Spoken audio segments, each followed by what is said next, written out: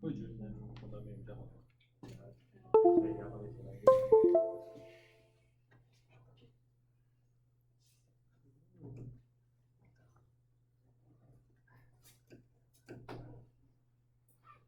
Okay.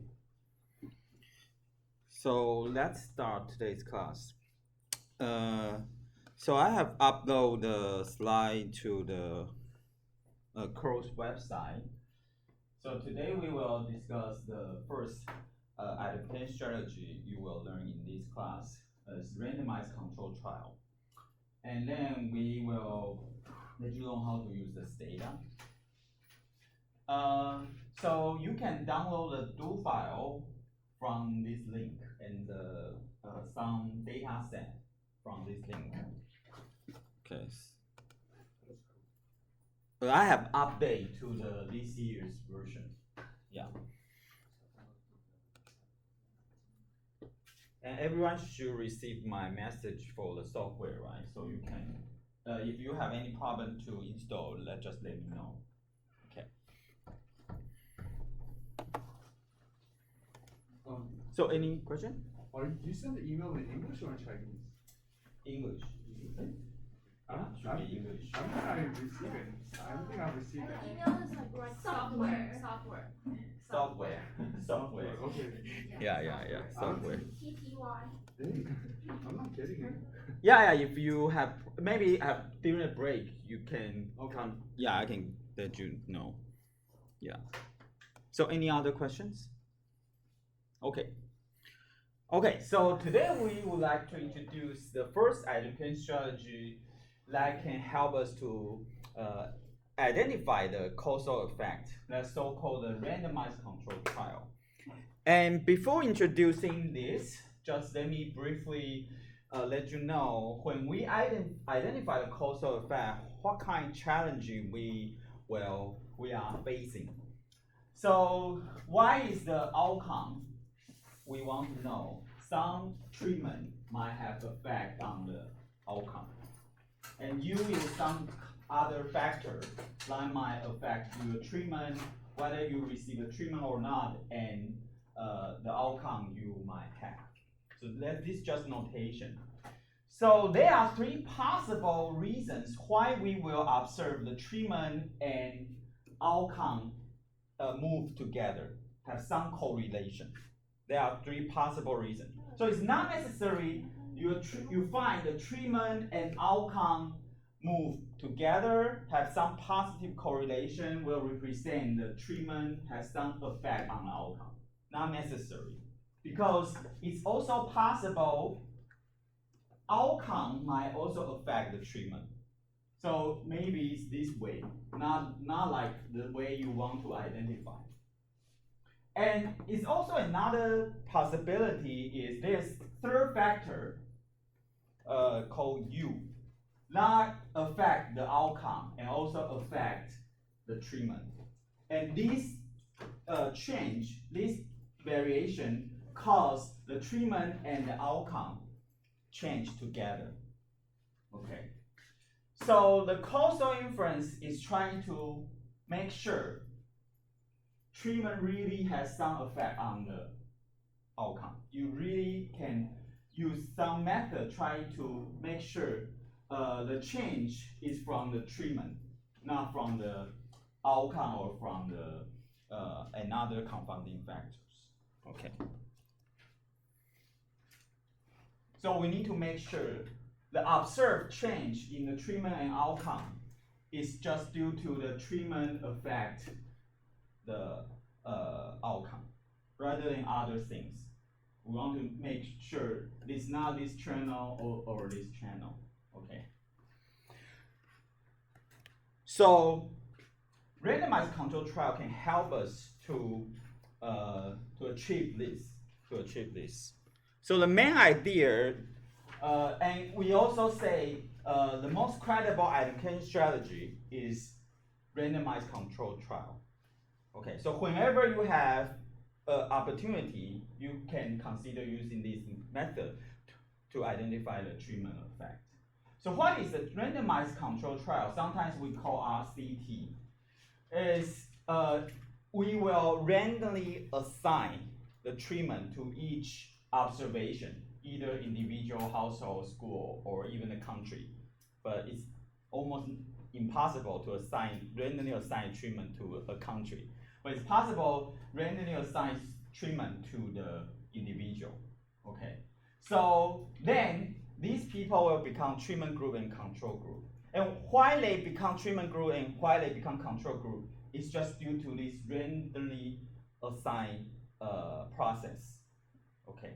So this process basically can make sure the change is from treatment, because now it's not the people who choose to get a treatment.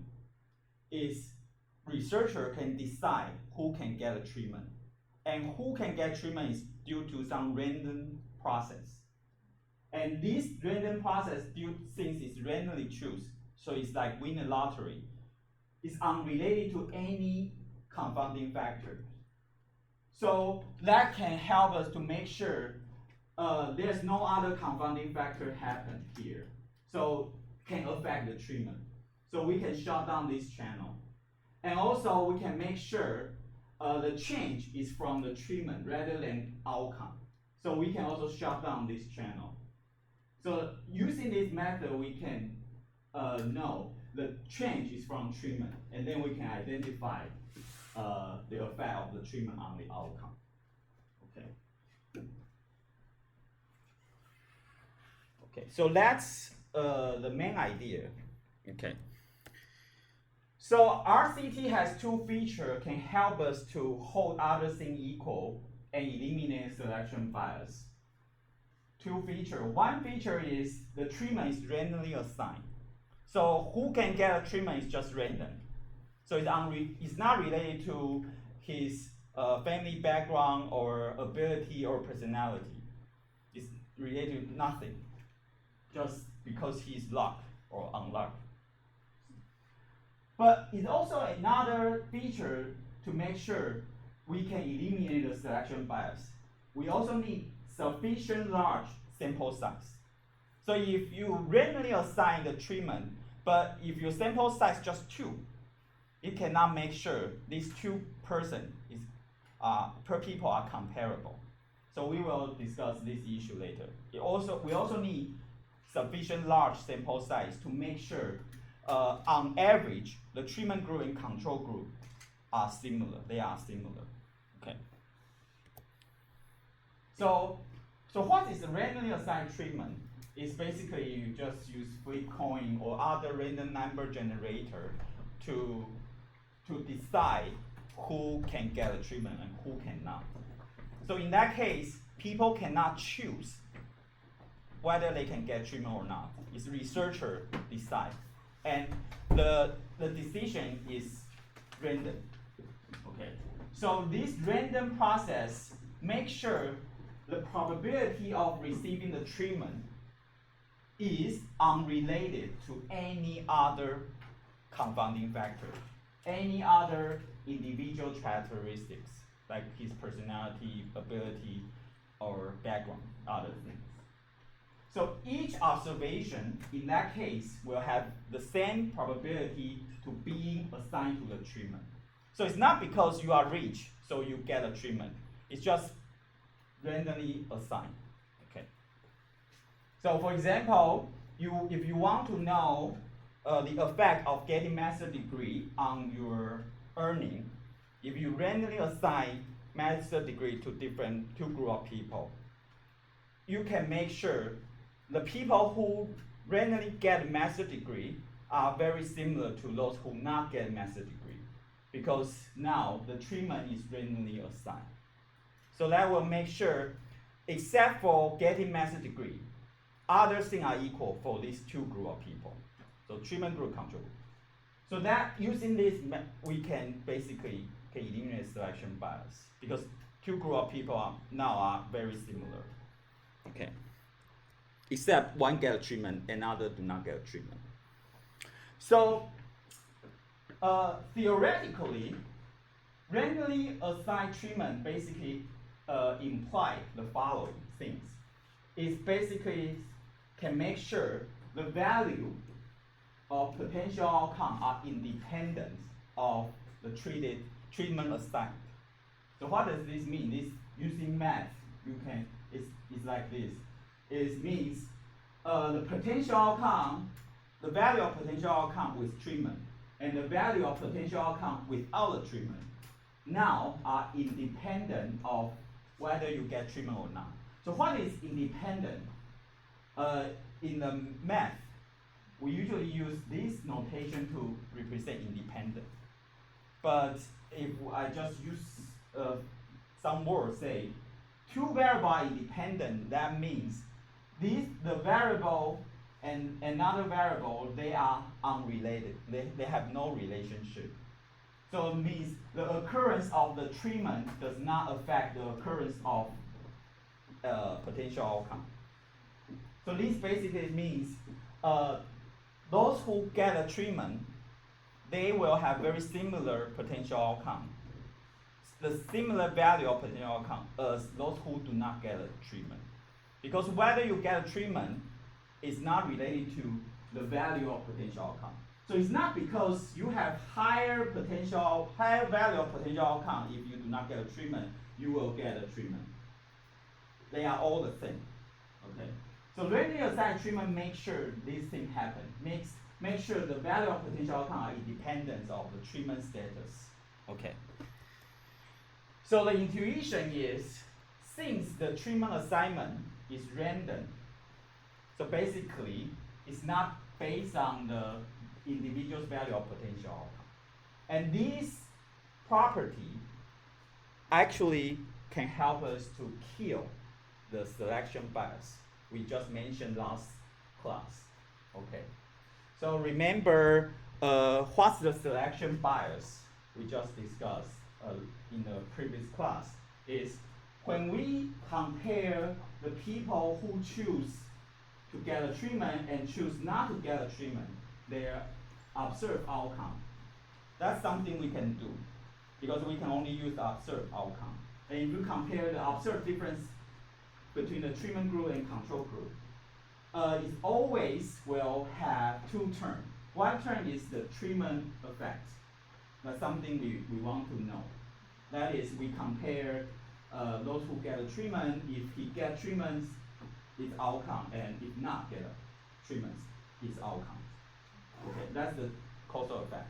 But it also generates a selection bias. And what is the selection bias? Basically is, say, the treatment group and control group. Their value of potential outcome are different. And this difference is not due to the treatment itself, because we compare the potential outcome without the treatment. The Y0. Y0 is the potential outcome, the outcome if you do not get a treatment. Okay? So both are not get a treatment. And we compare these two groups. So if this is not zero, means whether he get a treatment or not, it depends on the potential outcome's value.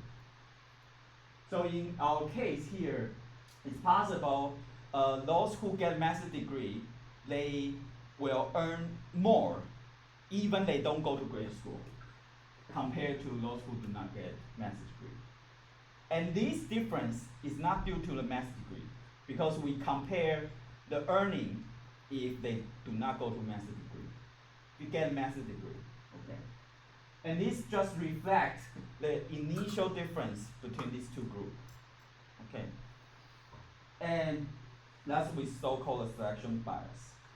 And randomly assigned treatment will make sure the treatment group and control group, they are very similar in all characteristics, including the value of potential outcome.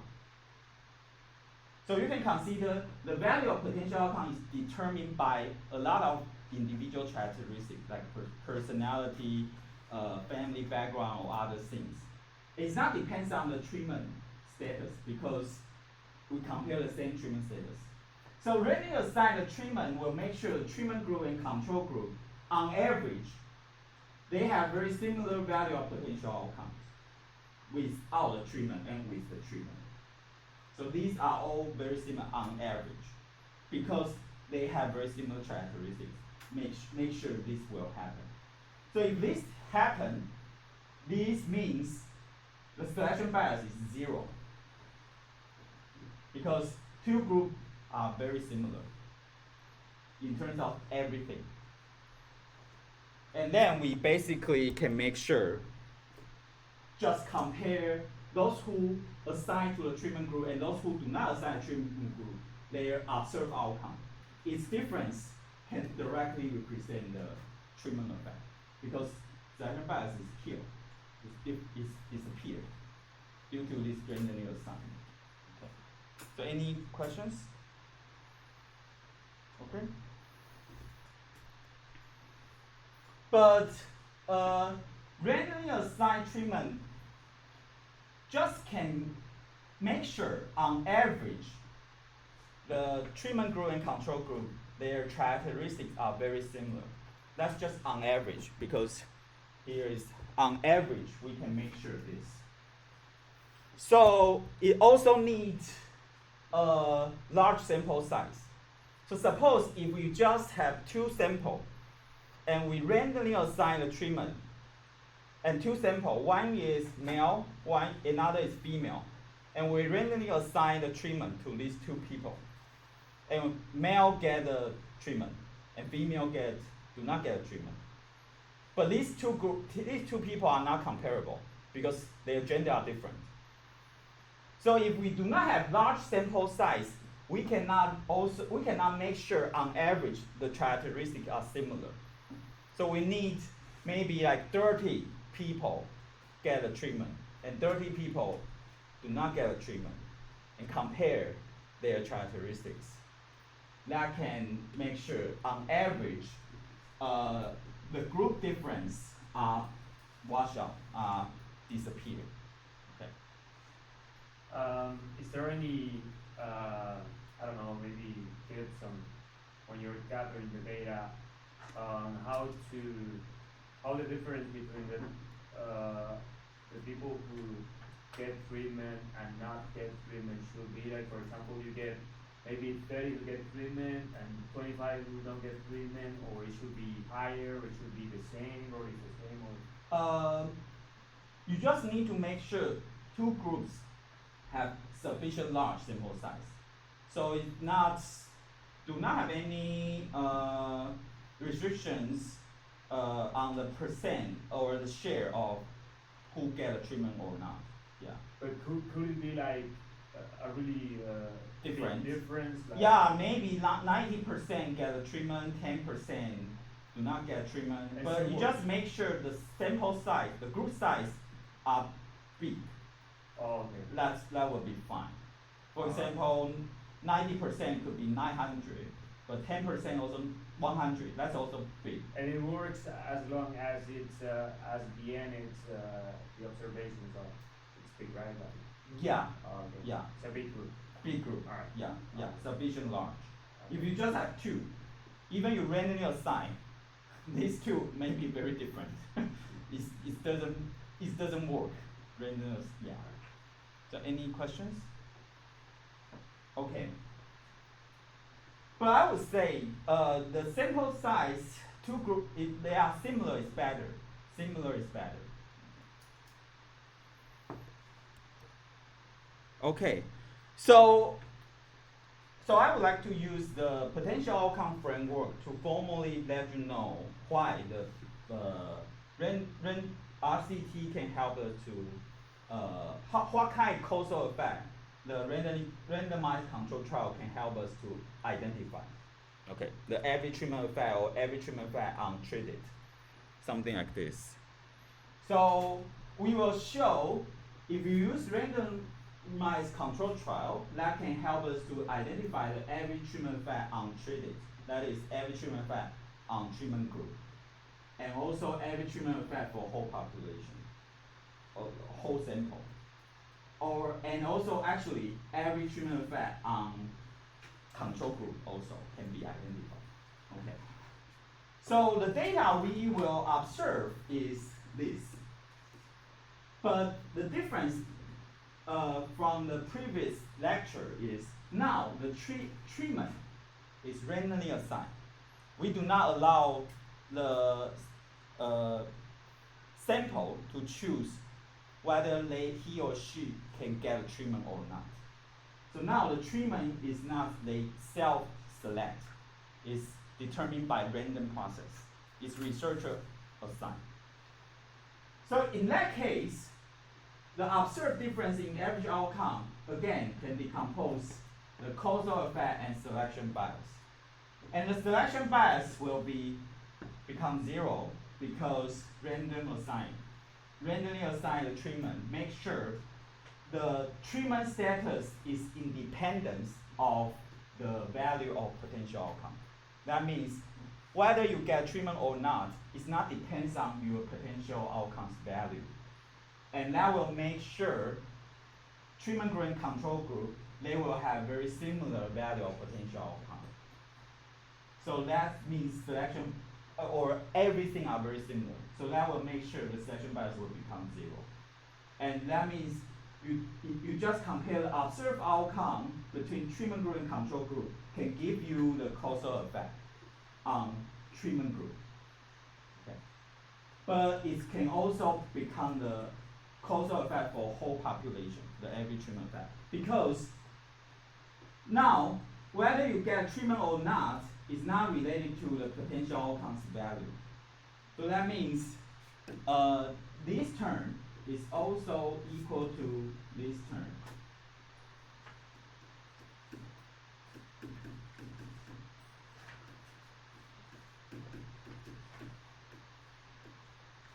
Also equal to control group. So every treatment effect for treatment group is also the same as the average treatment effect for the untreated, the control group, untreated. And population consists of either treatment group or control group. And they are the same, so that means the causal effect for whole population are the same as the causal effect for the treatment group and control group. So that means we can just use this observed data to identify something unobserved using this randomized control trial. Okay. So any question for this? Okay. Because the population is consisted by treatment group and control group, and they are the same. Why they are the same is because treatment group's potential outcomes value are the same as the control group's potential outcomes value. So these two terms are the same. And the causal effect for population is combined with this group and this group's causal effect. So they are also the same. Okay. So ATT is equal to AT and ATU in this case. Okay.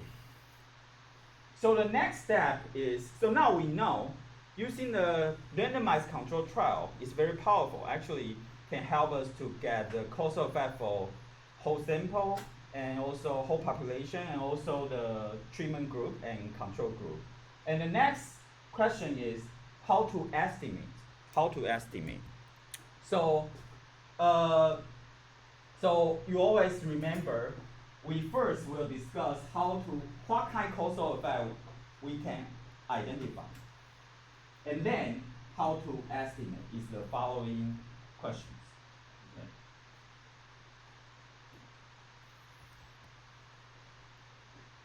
So how to estimate this is quite simple. We want to, for example, we want to know whether getting master's degree can really increase your salary for whole Taiwanese people. Suppose we want to do that. And we want to answer this causal question. And the identification strategy we learned so far, one is randomized control trial. So what is randomized control trial let us know what to do is we can just randomly assign the master's degree to each Taiwanese. But you can think this is very crazy. No one really let people doing such experiment. So that's why you also need to learn other methods, because randomized control trial is not always you can implement. But later I will give you two examples. The researcher actually used a very smart way to implement the randomized control trial to identify some important questions, to answer some important questions. And here, suppose we can randomly assign the master degree to each Taiwanese. And if that is very easy, we can just compare the treatment group and control group, their observed salary. Their difference can directly represent the causal effect for whole Taiwanese. Because the observed outcome now, there's no selection bias. So we can directly represent the causal effect. If the Taiwanese people do not get a master's degree or not. Okay? And why we need to do estimation, we have some problem about estimations because typically we don't have population data. We need to use sample to infer the population's effect. So that's why we need to discuss the estimation things. So suppose we just have sample. We just has nationally represent sample.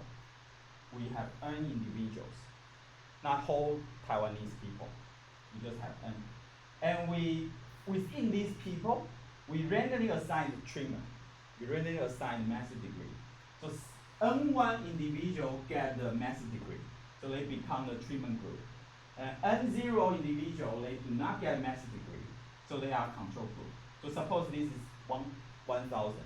And 1,500 get a master's degree.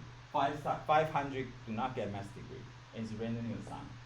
And we compare the difference in their monthly salary between the treatment group and control group. Okay? So basically, you compare those who get a treatment, their average salary, and those who do not get a treatment, their average salary. So this notation 1 is not potential outcome. It's the subscript, not upper script. So just let you know, this is observed outcome. This is observed outcome for the treatment group and observed outcome for the control group.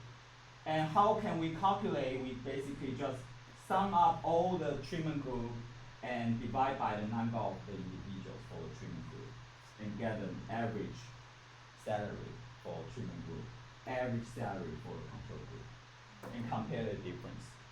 It can give us the average treatment effect of getting master's degree on the earnings. Okay. But this difference does not really represent the population's difference because we only have just 1,000 samples. It might not really represent the whole population's effect. So that's why later we need to do some statistical inference. We want to use sample estimator, these 1,000 people, to infer whether the outcomes are different in the treatment group and control group at population level. That means we use the sample estimator to refer what if we randomly assign the master's degree to whole Taiwanese people, what's the causal effect? Okay. So we need to do the hypothesis testing to make sure the estimate here, the alpha hat, can represent the population's causal effect. Okay. Because now we only have, in reality, we usually do not have population data. We only have 1,000, for example, very small sample size. And we want to use the samples estimate to infer the population's population's causal effect. And we need to do hypothesis testing.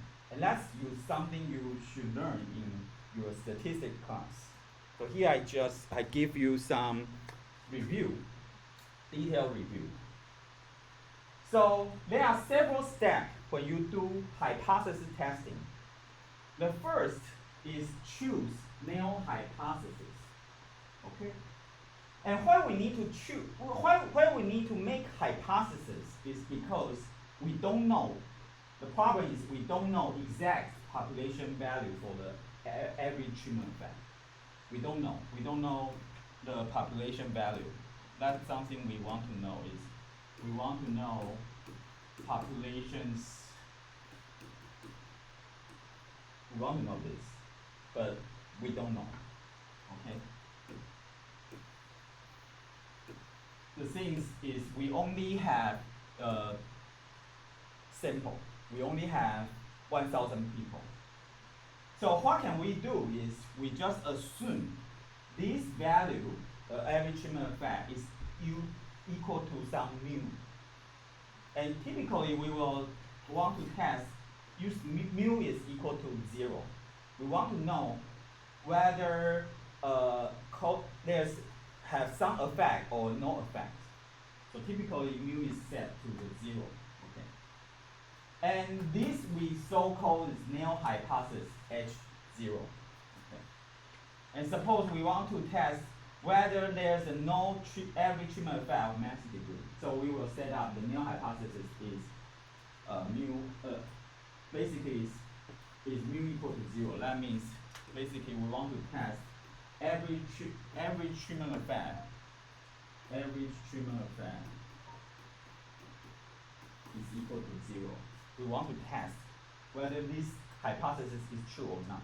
Whether our sample estimate is support this hypothesis or not.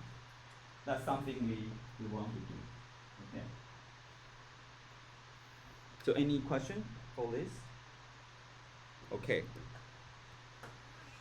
So suppose our sample estimate suggests the treatment group and control group, their salary difference on average is 5,000. And this 5,000, does this means getting master's degree really increase your monthly salary? It's not necessary actually.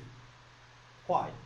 Because this estimate, 5,000 estimate, is just from 1,000 individuals estimate. If you draw another sample, suppose another 1,000 people, it might give you just minus 5,000. It's also possible. It's also possible, say, treatment group earn less than the control group if you draw another sample. So it's possible this 5,000 difference is just chance finding. It's just it's just this sample represent this result. If you use another sample, that give you another result. So we cannot just say using the sample difference can directly represent the population's result. So that's why we need to consider this problem. That is, if you draw another sample, it might give you some different result. We need to consider our sample estimate actually has some variation. We need to consider that. So the second step is try to choose some test statistics to examine our null hypothesis. So we usually use the T statistics to do this, to measure whether our sample estimator is support or reject the null hypothesis. So what is the T statistics? So T statistic is simple. Basically, we want to know our sample estimate, 5,000, is very different from the null hypothesis or not. Whether the 5,000 really say our population estimate is non-zero. We want to know this. So if this difference is very big, we will say our sample estimate reject the null hypothesis, do not support null hypothesis. But if this difference is very small, it might suggest maybe our sample estimate is support the null hypothesis. Null hypothesis is 0. no effect. But whether this is a big difference or small difference, it depends on the sample estimator, its variance, its variation. Because if you choose different sample, it will give you different estimates. So you need to compare the sample estimate, its variation. So we usually use variance or standard error of this sample estimate to represent the variation of the sample estimator. So t-statistic is basically the ratio of the difference between our sample estimate and null hypothesis to the standard error of our sample estimator. Okay. So the next thing is how to calculate this standard error of our sample estimator. Okay. And this is just the review of the statistics. So why we need to do that is because 5,000 is not necessarily represent the big effect. It also depends on the variance of our sample estimates. So what is the how we measure the variation of our sample estimator? We usually will use the variance. Okay, so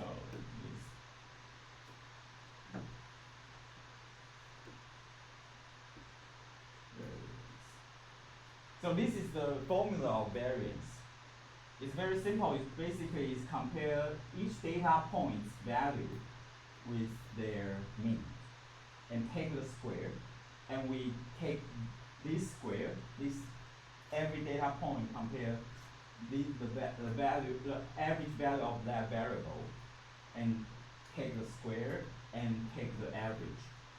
Basically, it's measure the dispersion of each data point compared to the center, compared to the mean. Okay. And if you take the square root of variance, that is, you take square roots, it will become the standard error. Okay. And we use this to measure the variation of the specific variable. And here we want to measure the variance of this sample estimator. That is the average treatment effect for our sample. That is the average difference between treatment group and control group. And the formula basically is this. It depends on the variable y variation, the variance, and also its sample size. So if you have large sample size, the variation of your sample estimator will become smaller. But if this variable, your outcome, is already has very large variation, it also will increase this sample estimator, its variance. Okay. So that's just formula, and you take square error, take root of square, you can get the standard error of this sample estimator. Okay.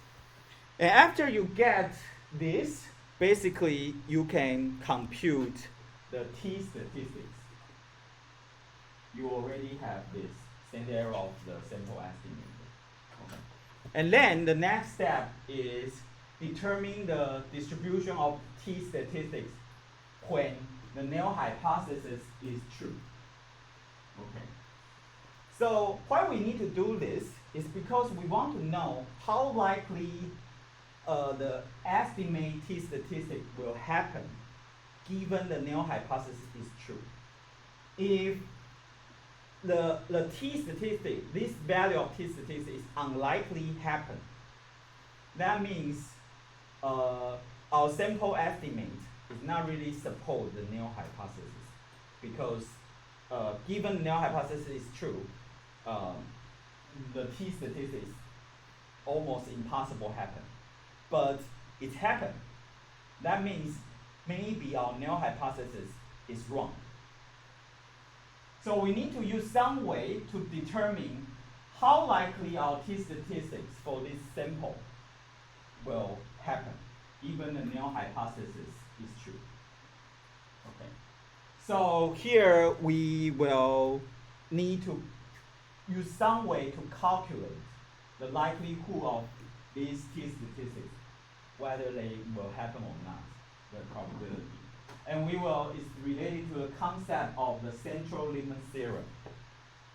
So basically, central limit theorem will make sure if your sample size is sufficient large, if you have 1,000 people, 1,000 samples, it will make sure the t statistic you calculate,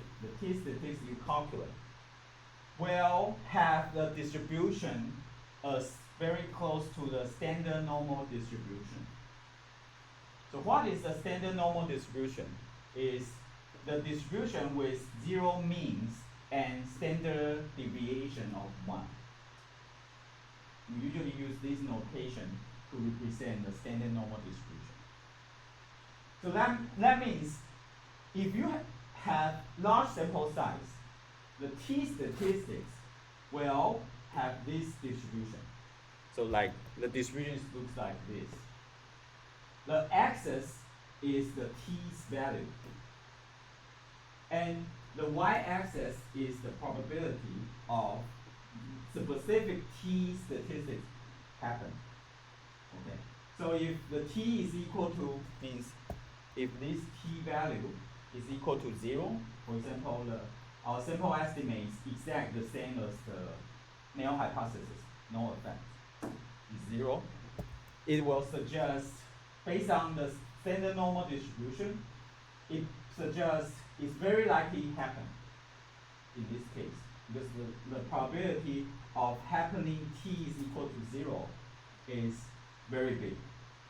But if you get a t value is, for example, 2.5, based on this distribution, it's very unlikely.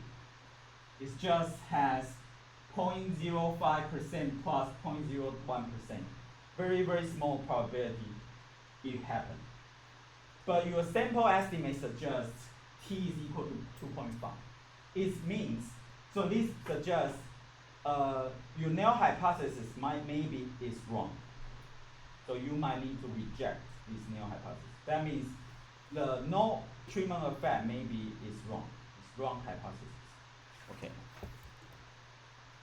So after you get the t statistics, and also you use this t statistic compare with the standard normal distribution, it can help you to determine whether you should reject or accept your null hypothesis. Basically, it will tell you whether you should say if there's treatment effect or not. Okay. So the final step is calculate the probability of the wrongly reject null hypothesis, even the null hypothesis is true. That's so-called the p-value. Okay.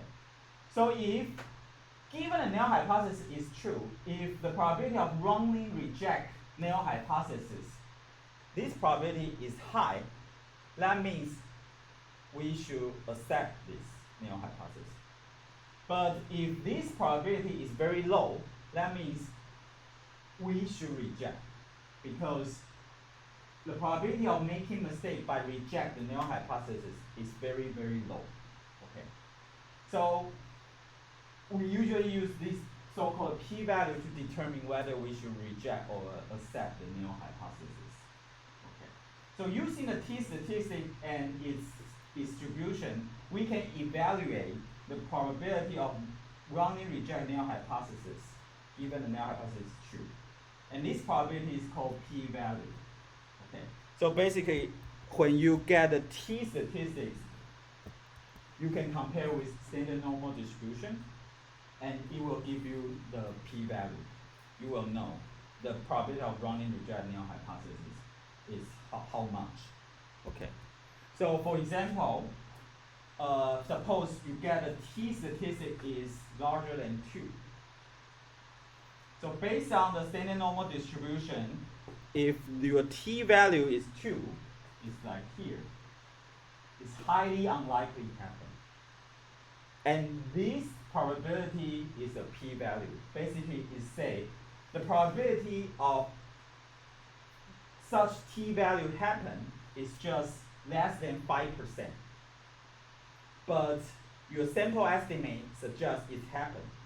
So that means maybe you should revise your null hypothesis because it's not getting support from your sample estimate. Okay. So maybe you should reject this. So you will use this rule to determine whether you should accept or reject the null hypothesis. Okay. So any questions? Okay. But we also need to determine whether 5% or 10% is sufficient low probability of running reject the null hypothesis. So that's basically so-called the level of significance. So you will see when you see some research, it will say 5% significance or 10% significance. Basically, it say the probability of running reject the null hypothesis is 5% or 10%. But whether 5% is low or 10% is low is determined by yourself. So some people might say 1% is low, 5% is too high, or 10% is too high. So it's determined by the researcher. But typically, we will say 10% is enough low. So if your p-value is lower than 10%, that means the probability of running reject null hypothesis, given the null hypothesis is true, is just 10%. It's sufficient low. So in that case, you can reject the null hypothesis. Okay. So usually we will say 5% or 1% or 10%. So if the p-value you calculate is smaller than 5% or 1%, you can conclude that your sample estimate is significantly different from the null hypothesis. So in our case, the null hypothesis is 0. So that's why if you get 5% p-value or 1% p-value, you can say, I can reject the null hypothesis.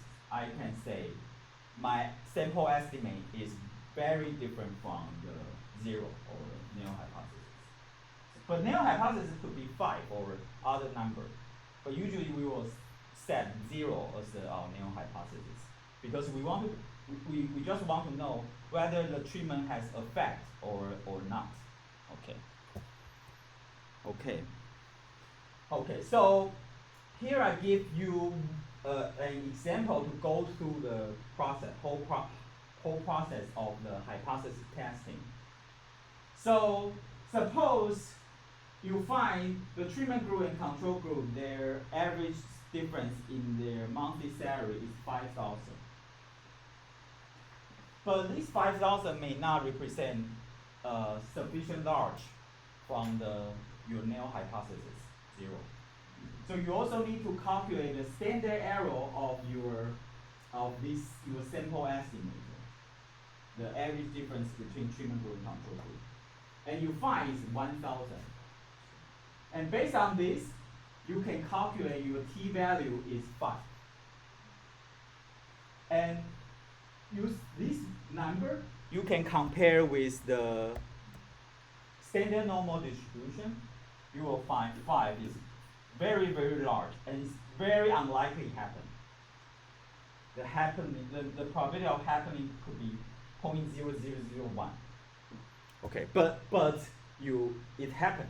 So that means the 5,000 actually is very big number, big difference compared to your null hypothesis. So this suggests your p-value is less than a very small number. It's implied the probability of running reject the null hypothesis is very low. And that means you can reject the null hypothesis because it means the 5,000 is very different from 0. It's significantly different from 0. And you can make conclusion, getting master's degree might increase your monthly salary. Okay. But it's possible your standard error estimate is 10,000. So compared to 5,000 difference compared to your sample estimators, its variation, 10,000 is not a very big number. Maybe next time you draw another sample, it will give you very different number if their standard deviation, its variance is so large. So in that case, your t-value will become 0.5. And compare with the standard normal distribution, 0.5 is here. And it suggests more than 30% are larger than this number. So that means this number is quite often, happen quite often. So the probability of running reject this null hypothesis is very high.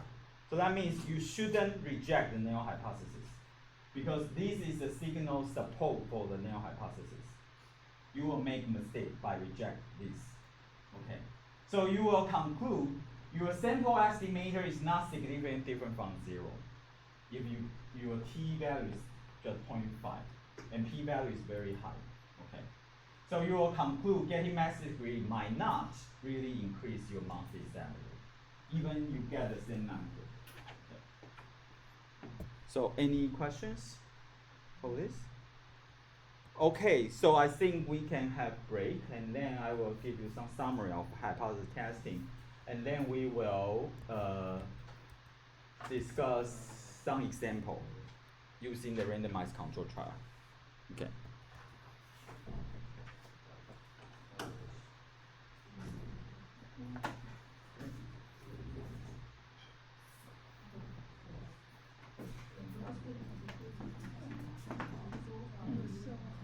你是 Mac 你如果是 Windows 用这个，对 ，DMG 是苹果的。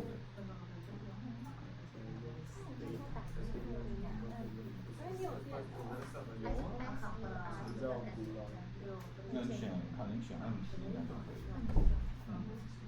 然后你还要打一些来源，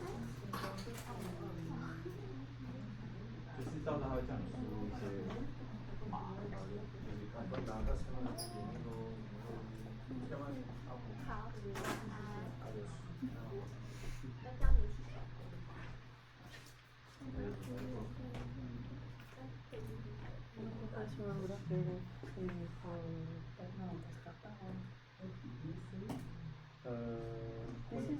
Did you download? Yeah, this is the card. This is like the information. No, it's not like this, right? Where it not looks like this. I don't know from your link. Okay, I will try it again. Did you receive my message? Yes, Separate yes, message yes, called yes, yes, software. Yeah. Yeah. So if you download, it looks like this. Looks like this. Not like the thing you showed me. Okay. So I don't know what you download. So,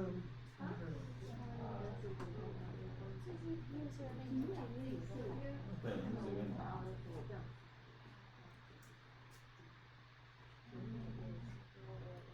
那你不要，你知道他会叫你 register， 你不要 register。MP 就好了，还是 MP 像我跟他们讨论，然后大概有讨论， MP 再多讨论比较好。没问题，你做一些吧，还感冒会。这个是什么意思啊？是指说它会到节目到达到作业吗？还是说这是那个博导。原来你是这样的吗？对。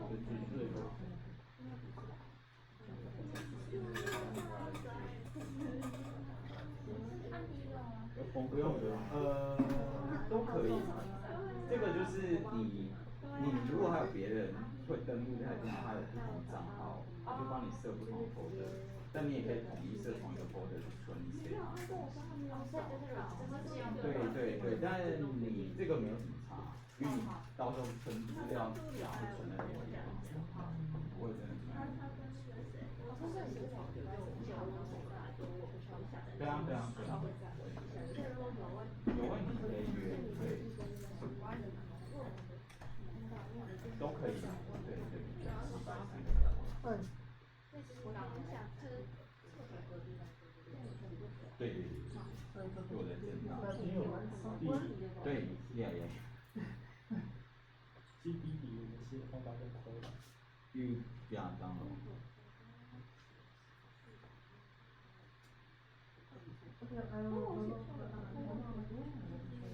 Yeah. Yeah. And you use mic, right? So you can use DMG file.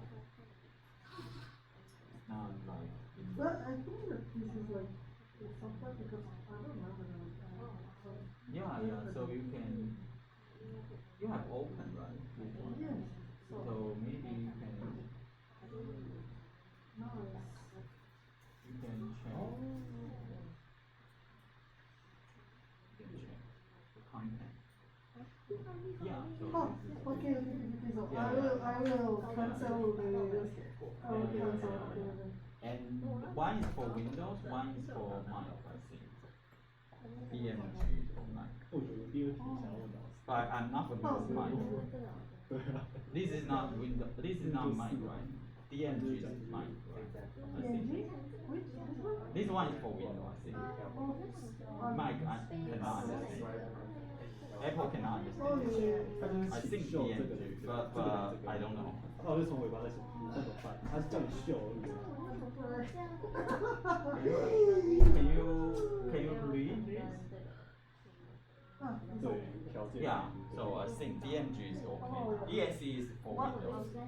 I want to like try to think about some ideas, you know. I want to this. Oh, 因为我去使用只是看几个影响，我也忘了第一点不的时候，它应该是可以拿把它可以把这段哦，只是先把它删掉而已。对，就是我写太快了。可以关了。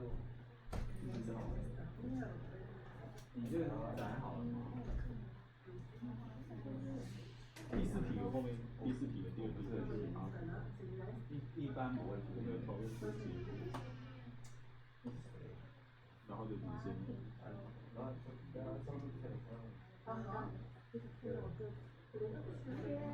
你各种后面修，你还好意思停车？去罚站。MP， 哦，对。不是，为什么你就会跑在这？看一下你到底关了没？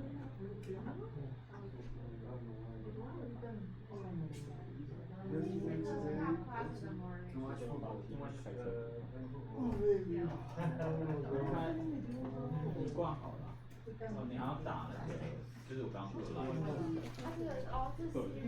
他说，对对对，就是刚刚这个也那边都有。就是我刚讲的那个 PDF。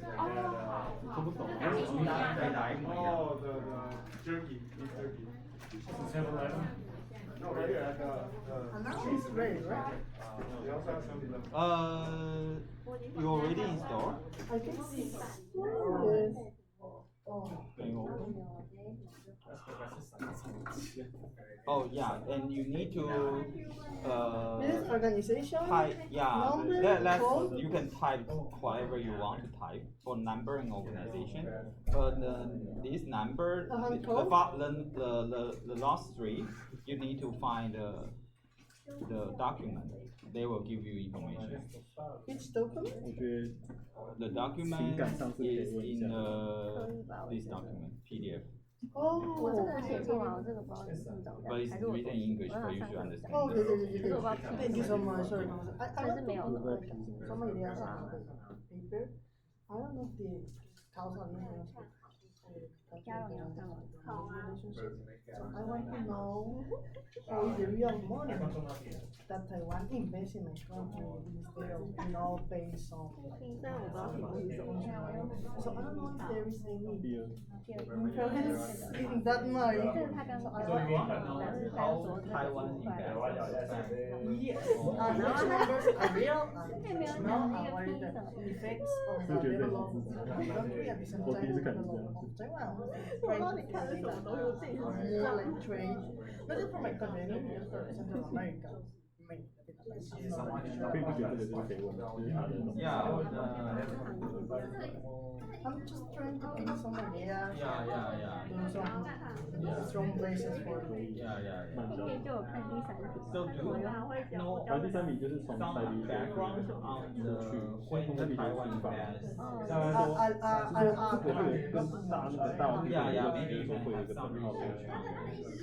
那个等号要怎么去消除它呢？那你就是在找那个 x 上面再多下一个公式，再比找一个比 x 更小的东西。Yeah, you basically cannot use randomized control. 就是等于说你自然数的再往下找。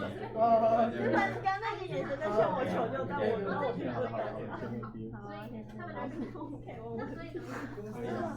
是另外一个课，可是内容是一样的，一样的。好，那我先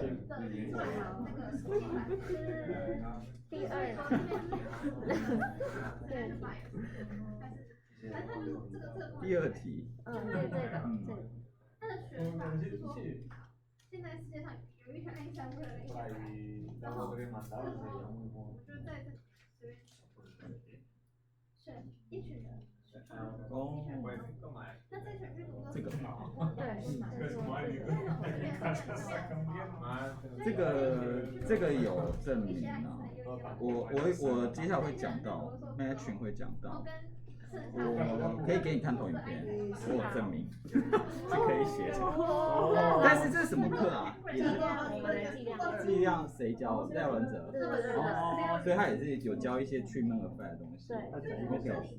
哦，这个我可以，这个我其实我接下来会我下一堂课会讲，那我可以先寄给你投影片。但是我不太知道你们的投影那个学号就是政大那个学号嘛，经济系嘛。哦，好。或者是你们有那个 USB， 我直接丢，怕我忘记，或我忘掉的话，你们再提醒就可以。我就直接给你们。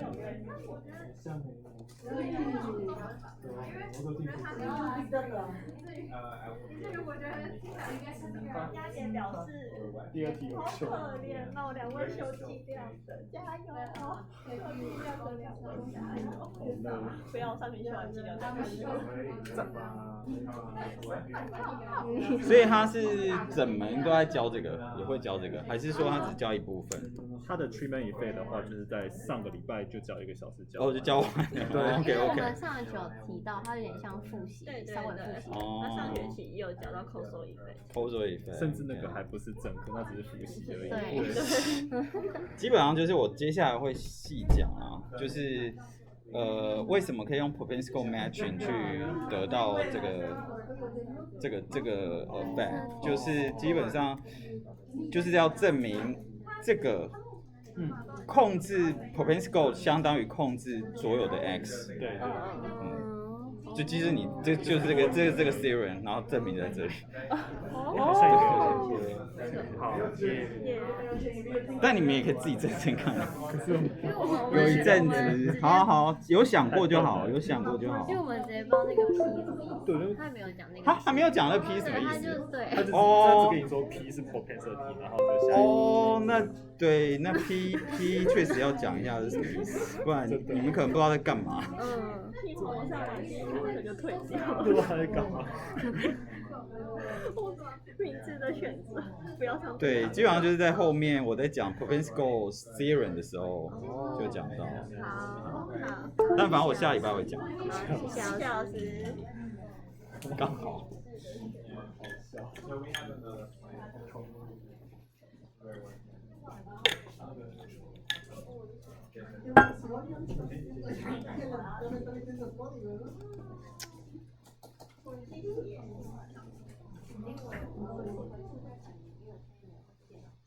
好，你可以把它写完再上。就把它写完。Okay, so far we have reviewed the hypothesis testing. So here just summarize the step of when you do hypothesis testing. So just remind you again why we need to do hypothesis testing is because usually we only have sample estimates, but we want to infer to the population. So for example, in this example, we want to know the causal effect for whole population. But the problem is we only have 1,000 individuals sample. It cannot represent whole Taiwanese people. So, but we only have sample. And we want to know our sample estimate, the sample estimate, whether it can really support, whether it can really represent the population values. So the step of hypothesis testing is first, you need, since you don't know the population as the value, so you need to choose some null hypothesis. And suppose we suggest maybe the population estimate, population value for causal effect is 0, no effect. And we want to know whether our sample estimate is support this null hypothesis or not. And how can we know that? Is we need to use some statistics to help us to decide whether our sample estimate is support this null hypothesis or not. So that is, we need to compare our sample estimate. So we usually use hat to represent the sample estimate, and without hat is represent the population value. And we want to compare the sample estimate with our null hypothesis. We suppose our population value is 0. So we want to compare this sample estimate with 0. And this difference, whether it's big or not, it depends on the variation, the standard error of our sample estimator. Need to compare it. To compare with this, we can calculate the t-value. Okay. So how can we calculate the standard error of this sample estimates? It's based on this formula. Okay. So basically, based on this formula, you can calculate this and then get a t-value. So after you get a t-value, you can apply, if your sample size is sufficient large, you can apply the central limit theorem. It suggests the t statistics, t-value, has standard normal distribution. And using this standard normal distribution, you can decide, you can calculate the probability of running reject the null hypothesis, given the null hypothesis is true. What's the probability? That's so-called the p-value. So if this probability is very small, that means if you reject the null hypothesis, if you make wrong decision, this probability is very, very small. So that means you can safely to reject the null hypothesis. But if this p-value is very high, it means the probability of running reject is very high. So that means you should accept the null hypothesis. Okay. So that's the summary of the hypothesis testing. Okay. And how to use data to implement this? I will discuss this when we discuss the data. Okay. Okay. So I will let you know, because you haven't started to know some data comment, and then so I think maybe when we discuss data, we can discuss this later. Okay. But you can download the do file called TT test. This is also in the link in this data. Okay. So any questions for this? Okay. Okay. So here the first example is based on this paper. They want to examine the effect of the racial discrimination on employment for minority. Okay. So basically, it's discuss how the discrimination play what kind of role for the labor demand. So basically, when you hire some people, you should just care about, according to the economic theory, you should just care about his productivity. But sometimes two people may have very similar productivity, but you hire this one rather than another one, just due to his race or due to age or due to some other things. And sometimes you can call it discrimination.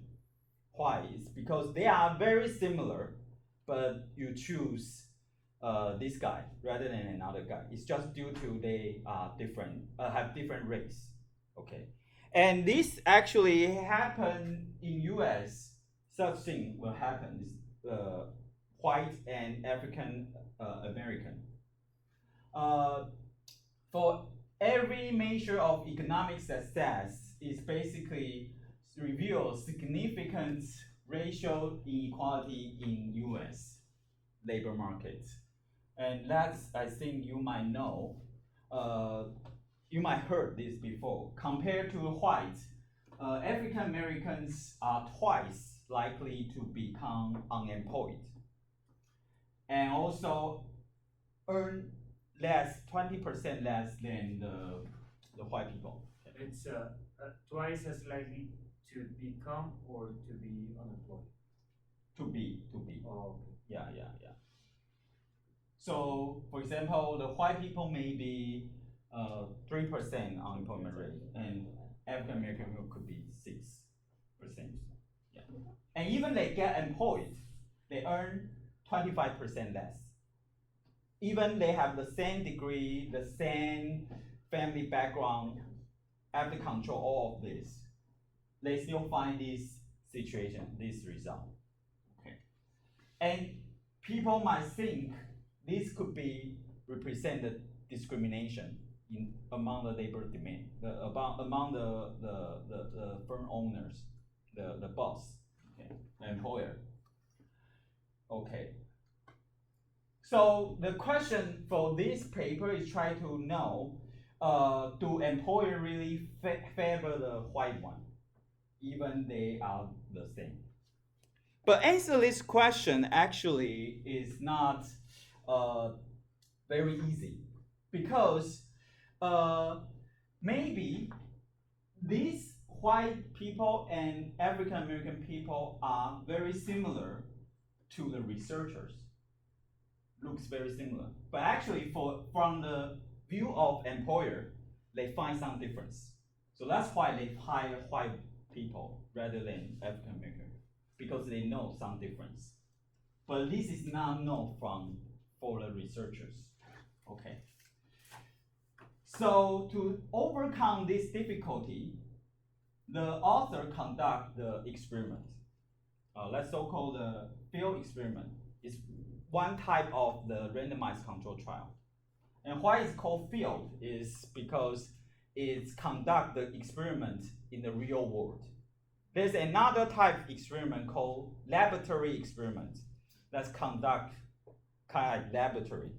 But I'm not sure you have ever joined such lab experiment or not. Some economists will ask the students or their subject play some games in the computer, and that can help them to verify some prediction from the game theory or something like this. But it's conducted in a laboratory, so it's not really represent some real things, because they have to use some way to represent the real world. But the field experiment is very different. It's conduct the real experiment in the real life. But you can imagine how can they conduct such things in the real world? You need some creativities, some creative thinking to make you be able to use low cost and without violate some ethical issue to conduct such experiment and answer big questions. So today I give you these two the example. They have such feature. Okay, so you can that means it's possible you can do such experiments for your thesis or term paper. Okay.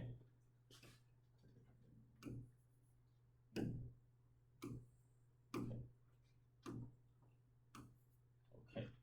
So how they conduct their experiment? They basically their outcome is the callback rate for the interview for each resume. Okay.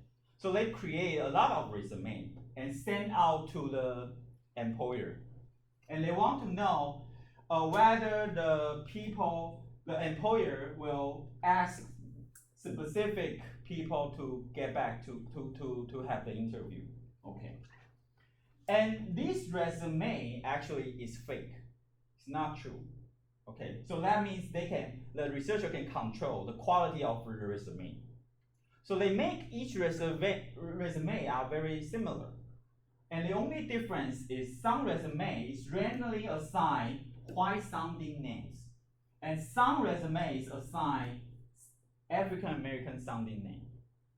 So that will make, from the employer's view, they might just notice, oh, this guy has the name just for white people, so this guy could be white people. Because in US, you cannot say, indicate the race.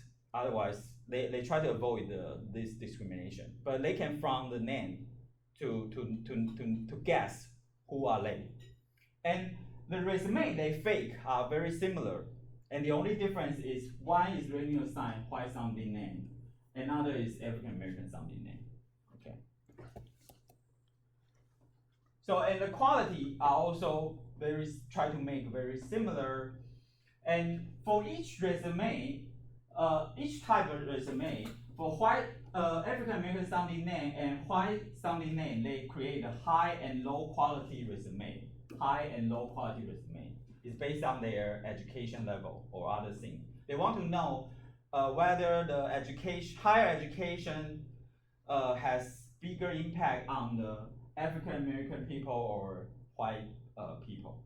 Okay. So they also create this.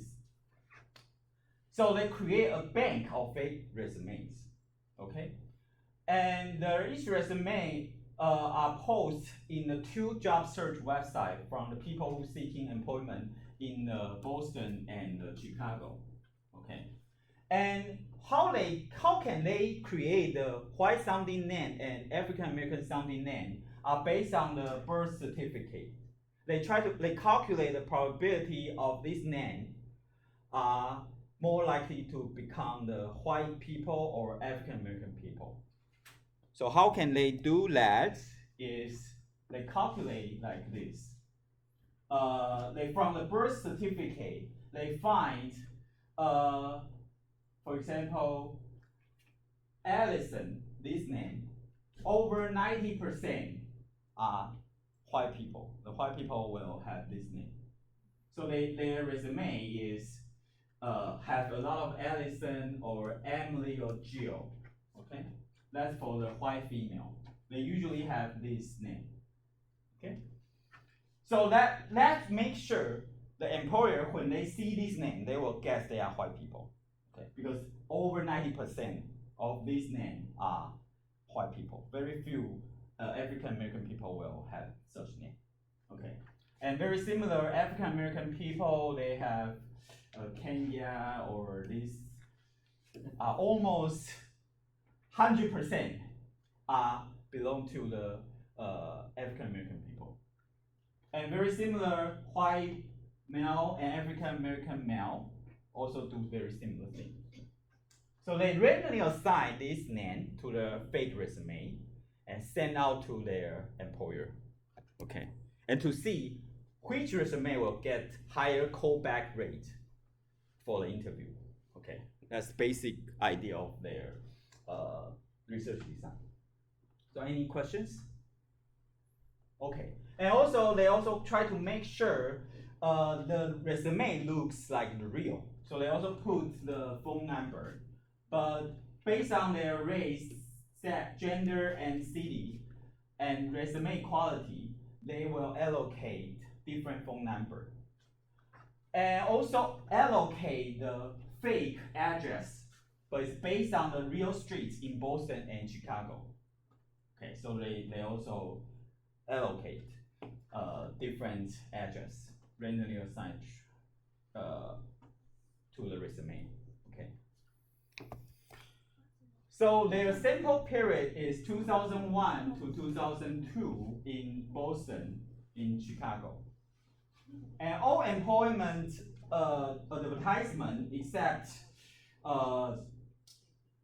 where the applicant has to show up in person. So they only send out to the employer who have the phone code for the interview. Because there's no real person for this resume.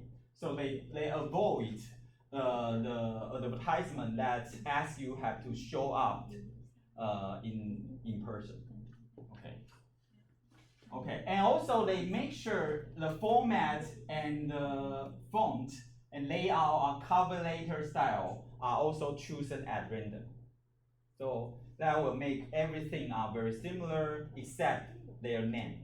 The resume's name are different. So overall, they have 5,000 fake resume and send out to 1,300 employers. Okay. And this is their result. This is their result. So for all the resumes, if you have the white names, the average callback rate is 9.6%. So that means around 10% of people will get the interview. But if this resume is randomly assigned to the African American names, the callback rate dropped to the 6%. So this difference is around 3%, 3 percentage points. But whether this 3% is big or not, it represents significant difference between white name and African American names for the whole population. You need to do hypothesis testing. So that's why. So they do the same hypothesis testing I just mentioned. They calculate the p-value, t statistics, and then they get the p-value. So the p-value they get for this is very, very small. So that means the 3% difference actually is unlikely to happen if your null hypothesis is true. So here the null hypothesis is no difference, no effect. So the p-value very small means the probability of wrongly reject the null hypothesis, no effect, is very small. So that means you can just reject without making mistake. Okay. So that means this 3% is significantly different from the 0, different from the null hypothesis. And they also check other CD and other subgroup also get very similar result. All are very significant. Okay, some are not very significant for female in sales job. There's no different callback rate. Okay. It's possible. It's maybe this job actually they favor hire the African American people. It's also possible. Okay. So how can we interpret this result? Basically, the 3% difference actually is quite large. So when you do your term paper, you should also discuss whether your estimate is meaningful or not. Is it sufficient large or not? It's not just say it's different from 0 is enough. You can also try to know this is big number or small number. So this actually represents 50% more callback rate for a resume with white name. Because the 3% difference compared to the African American people just 6%. So this is basically 15% increase. It's very large, quite large. And this suggests if you have white name, basically you send out 10 resumes, you will get 1 callback, 1 interview. But if you have African American name, you need to send out 15 resumes. So that's very big difference. And this difference, if you compare with, they also calculate, they also have the information about their education. So they can also calculate an extra year of the experience, job tenure, can increase the callback rate by 0.4 percentage points. So this means the white name, the return to the white name is equal to 8 additional years of experience. So if you have white name, basically you kind of like have 8-year experience. So it's very valuable. So it's basically has some discrimination in the labor market. Okay. So any questions for this? And they also compare the low quality resume and high quality. So low quality and high quality means education level might have some difference. And they find for low quality resume and high quality resume for the white names, their callback rate actually has very different. It's 2% percentage point difference. And this difference is significant if you calculate the p-value. The p-value is smaller than 10%. So that means these 2 percentage point difference is significantly different from 0 at 10% significant level. But for the African American people, no matter you have high or low education level, the callback rate is 6%. Very similar. And the p-value is 0.6, is very large. That means the probability of making mistake by rejecting the null hypothesis is very high. So you should accept the null hypothesis. That means there are no difference. Is the bracket under the numbers also p-value or what is? What is this? I think. I think sample size. I think sample size. But typically here usually put the standard error. But I think here they put the sample size because the number is very large. Yeah. And the sample size are the same for them because half of white name, half of black name, the African American people's name. So any questions? So what's the difference between the p-value and the standard error?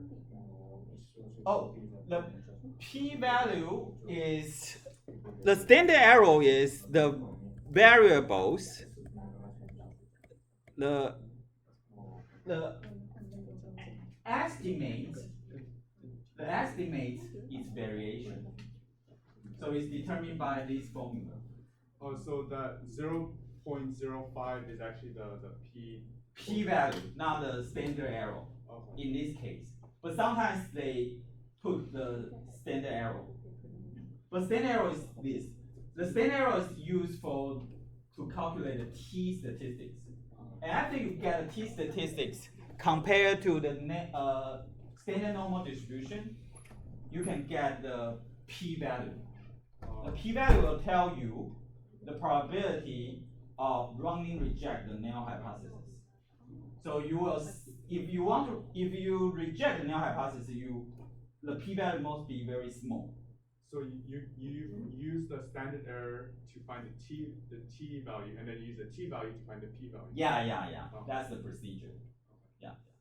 So for this case, the p-value is to find whether it rejects the hypothesis or not. But does it also mean that trying to find if it's significant or not? Yeah. That's also. Because when we say significant, it means whether it's significant different from null hypothesis. And usually we will say null hypothesis is 0. Usually, but it could be 5 or 10 or any number. But usually we just want to know whether our sample estimate is different from 0 or not. From null hypothesis. Yeah.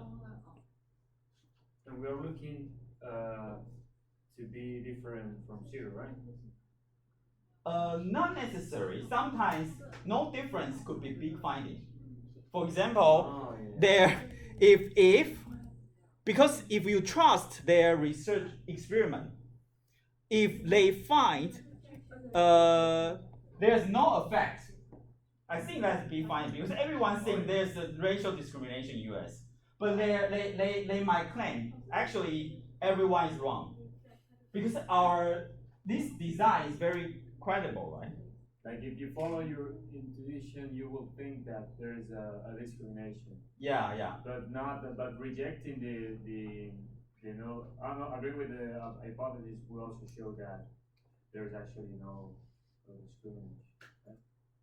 But I mean, if we suppose no effect, that's but they find there's a discrimination because they find this difference is very significant. The p-value is very low. That means their t-statistic is very high compared to their standard error of the sample estimates.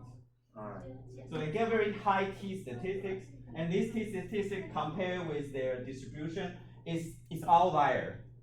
The probability of happening such t-statistics is very, very small. So that means you can safely reject the null hypothesis because that's the signal say our null hypothesis, which say no effect could be wrong. So there is actually an effect. Yeah. There's actually have effect. Oh, okay. Yeah. But I just say if you find there's no effect, that could be a big finding. We don't want to. If your research design, the method you use is credible, any result could be a big finding. Good finding. If you want it to be true, like if you want to exist a difference, finding like this maybe. Yeah. Finding like this might be help you to publish the paper or yeah. But I would say in this case, if we find there's no difference, I would say maybe it's even big. Maybe it's bigger because the common sense will say there should be difference. Yeah. But they find no difference, and their result, their research design looks quite good. Randomly assign the fake resume, the fake names, and they should be credibly to evaluate whether there's discrimination or not. Okay. Any questions? Okay. So they also find higher quality resume actually can increase the 30% callback rate for white people, but have no impact for African American people. So that means even they have higher education level, they do not get higher chance to get an interview. Okay. So there are some weakness, but actually this research actually do a very good job because they answer very big questions, do not use very high cost to answer such question and conduct the experiment. Using very clever way to do that. They just create a lot of fake resumes and send out to the employer, and employer will have some time to call them back. But I would say it's very, very smart. But there are still some weakness of this result. The first is their outcome maybe is not really good because they can only know whether they get interview or not. It's not necessary these people really get a job because they cannot show up in person because there's no such person exists in the world. And also the resumes just use the name, but the name employer maybe doesn't care about the names. So maybe when they read the resume, they even don't know. They just care about their education or other things, not about their names. But the results suggest kind of like they really care about whether it's white sounding name or not. And also, the result might not really represent to the average African American people because they choose the name that is very extreme case, like such like this name. Almost 90% will named by the African American people. But maybe this is unusual among the African American people. So their result is the causal effect for the people who has such distinct names. Okay, so that's something you also need to pay attention. What kind of causal effect you get? The causal effect they get actually, if you not very conservative, you can just say average effect for the people who has such name, this name. And this name, those who have such this name may not really represent the labor market condition for the average African American people. Okay. And finally, because this is 20 years ago, so newspaper ads just represent one channel for job search. In 20 years ago, maybe it's an important channel, but now internet could be more important. So you can do maybe very similar things again, maybe find different results. Okay. Okay. And finally, I would like to interpret their results. Do their result represent the racial discrimination? The answer is yes. So that means that does higher callback rate for white people imply the employer really discriminate against the African Americans? Why we can say that? Imagine if the review process is racially neutral. The employers should rank the resume based on their productivity. So if their productivity or education pass some threshold, they should call them for the interview. Okay. And since the names are randomly assigned, that will make sure every resume, the white sounding names resume and African American sounding resumes, their quality of resume should be very similar. They are very similar background, very similar address, very similar education level. So in that case, their callback rate should be very similar if there's no racial discrimination. But they find the callback rate are quite different between the white and African American sounding names. And these actually exact match the legal definition of discrimination. The legal definition of the discrimination is say, if they are very similar in terms of productivity and other things, they should get equal opportunity for their employment. But just they have different names, they get very different treatment from the labor market, treatment from their employer. Okay. So any questions? So is this not considered unethical, like creating fake resumes and sending it to? I would say the ethical problem in this case is much lower compared to if you do not use such way. Yeah. So it would be okay. It would be okay. I'm not sure because ethical standard is higher and higher during the past. So maybe because this was a long time ago. Yeah, maybe it's just early 2000. They do not doing so is okay. But I'm not sure now.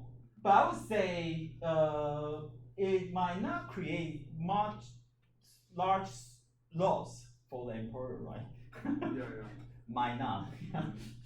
Yeah. I don't know whether the employer finally find this is fake or not. I don't know. Or maybe they will find it because when they call back, they cannot really show up. Oh, but they can just create some excuse. Say I got a job, so I cannot come. Yeah. So I think that's why I say it's low cost, because so you need to find some way to do that. Yeah. So the next example is even low cost, using more, I would say, smart is even low cost to answer also very important questions. Okay. So any question for the previous example? Okay. So the next example is about the labor supply. So the previous one is labor demand, and according to the standard economics model, the labor demand is based on the marginal productivity of the labor. Should depends on it. But previous example we find from this, their not only productivity but also their race or other things also matters for the labor demand. Okay, and this example is discuss labor supply. For labor supply, based on the economic theory, is only determined by the wage. Okay. But here I will also let you know might also depends on other things like social norm, especially for the female. Okay, so that's this example trying to know. Okay, so they want to examine the effect of marriage market incentive on labor market investment. Okay, especially for female, single female. Okay, so a lot of research actually they find there's a big gender gap between the male and female. So like white and African American, there's some gap, even they have very similar characteristics for the male and female. Their earnings or employment opportunity are also very different. And some people will attribute to this phenomena is because some single women try to avoid career enhancing actions because this action actually might hurt their marriage. Okay, might show some signal their personality, such as ambitious. And due to some social norm, people might think female should work at home, shouldn't go out for work. So such social norm will make female try to hide their ambitions, try to pretend they don't want to do a lot of work. They don't want to become leaders. Okay.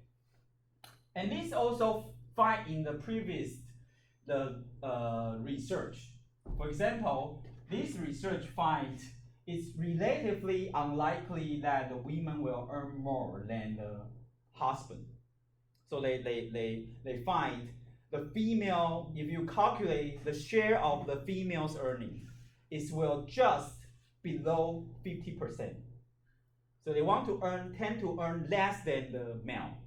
And they also find if female does earn more than the male, the marital satisfaction or divorce rate marital satisfaction will become lower, and the divorce rate will become higher if this female earn more than male. The wife earn more than husband. Okay.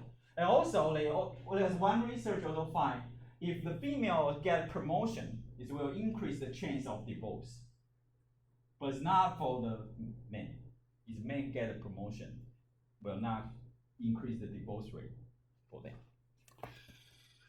So this basically suggests some female might try to pretend their ambitious or their working preference, try to make they have better marriage, better marital status. So the single women especially, they will face such trade-off.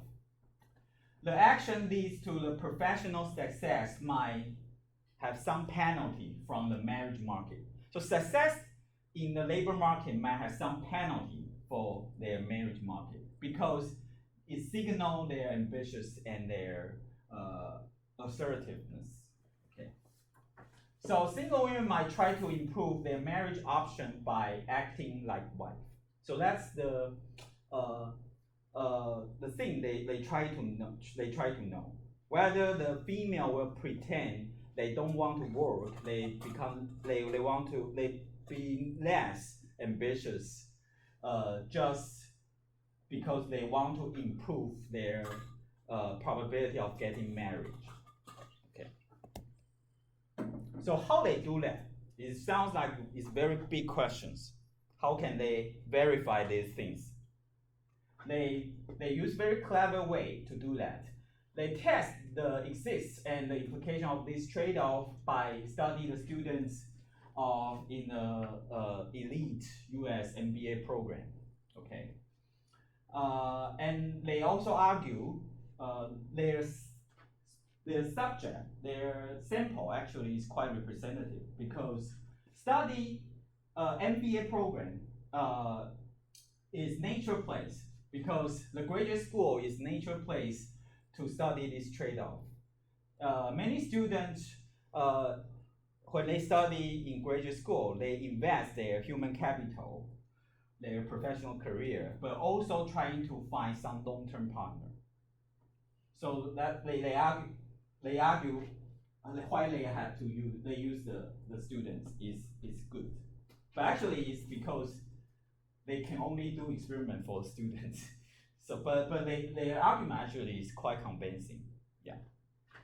So they conduct the two field experiment to test this trade-off.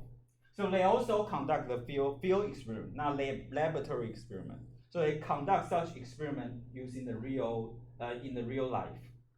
Okay, real world. Okay. Okay, so I think that we can have the break.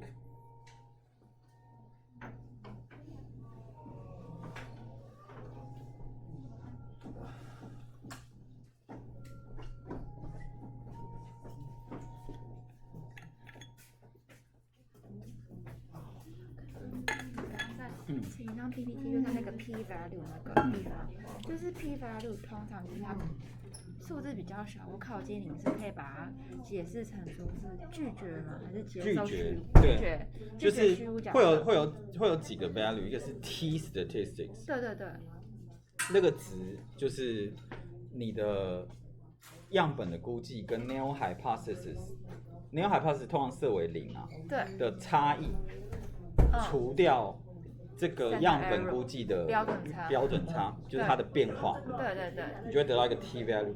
所以如果这个 T value 很大，就表示它们差很多，而且是相对于它的标准差来的大很多，就表示是一个非常大的数字。然后 P value 怎么来？是你这个 T statistics， 因为根据中央极限定理，如果你的样本数够大，这个 T 值它会趋近于常态分配，就是说你抽一次样本就可以算一次估计嘛，就可以算出一个 T 值。你抽1000次，它就会产生一个分配。它根据理论会长得像这样，所以他们根据理论就可以用这个 T 值去跟这个理论告诉你的每一个值会出现的几率，去计算那个 P value， 就是这样计算出来。所以，譬如说你的 T 值算出来 ，T 的 T 值算出来是2，就是等于是有点像是你的样本估计是你的 standard error 的2倍大。那这个东西大不大呢？是很大的，因为这个 T 值呢，在这个分配里面，你抽1000次，它其实只会出现不到50次，譬如说这样子，因为你要算这整个几率。那这个东西就代表是，如果你的 null hypothesis 是对的，就是说没有 effect， 我们这里 null hypothesis 没有 effect， 如果是对的，就会产生这样的 distribution。但是呢，我们的样本是很不可能出现，可是它却出现了。这个就表示，我们的样本的估计值其实是不怎么支持我们的虚无假设。那这时候就是算那个 p value， 因为 p value 代表就是这片面积的几率。那这个几率就代表就是你如果要 reject 你的虚无假设会犯错的几率。如果会reject 拒绝这个虚无假设会犯错的几率是非常非常低的时候，那你应该要怎么做？就是拒绝了，就表示你的虚无假设是可能根本有问题，不怎么受到这一批样本的支持啊。那我可以问说，像刚刚那一张就是有那个 p 在轮那一张，所以就是通常如果是这样的话，我们会要怎么解释那个 data？ 就是像刚刚那个有 p 在轮的那个。哦，这个。对，像这种的话，对啊，这个就是。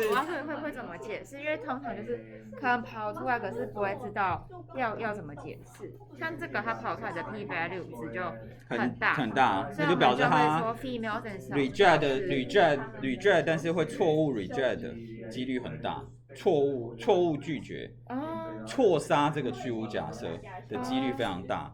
那就表示你应该要接受它，就表示他这个估计不是很真的跟虚无假设差很多啦。这意思说像女性在市场工作，对，是有白人的名字跟黑人的名字，他们的差异不够显著，异于零。对，对。所以像这种的话，就是才是对，就是很显著。就是我们怎么叫做它显著？通常也是靠我们自己决定啊，就是说那个 p value 是小于5% 还是10% 叫显著？对。那这个就是研究者研究者自己去设定，但通常就是10% 就算显著。但是这里的 p value 是非常非常小，不到1%呢。因为好像这种真的比较大，然后其他都是。对啊。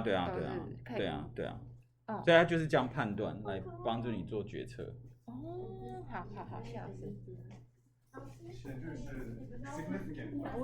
就老师可以问一下关于刚刚就是老师讲的上一个 paper，就是上面写说电话是真的，所以打回去，然后就是他的助理啊，或者是研究者接到啊，然后他就瞎掰一个理由说他人不在，没有他，你就要假装是他嘛，这个人，我说我是啊，但我已经有工作了，他只要计算打回来几个 percent 就好，他没有要申请 interview， 因为根本没有这个人啊。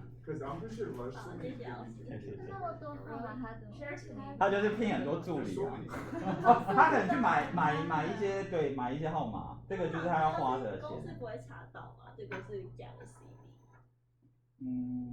我就不知道了。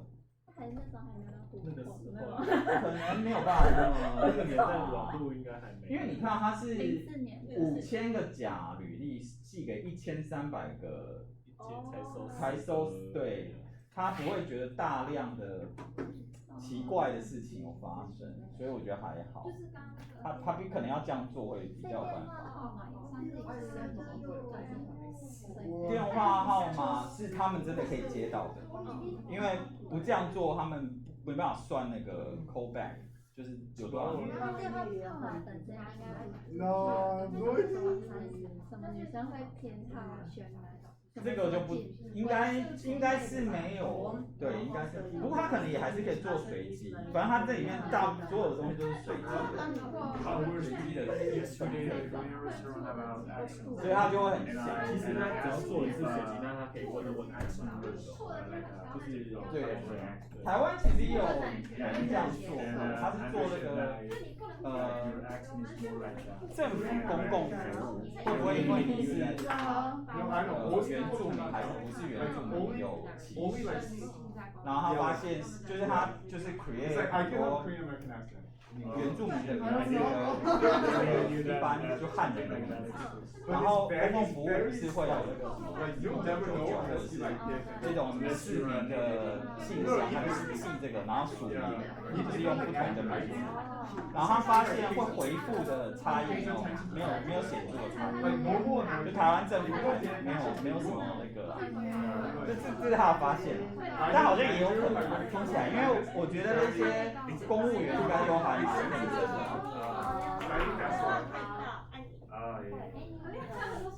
That's for me, you speak like an American.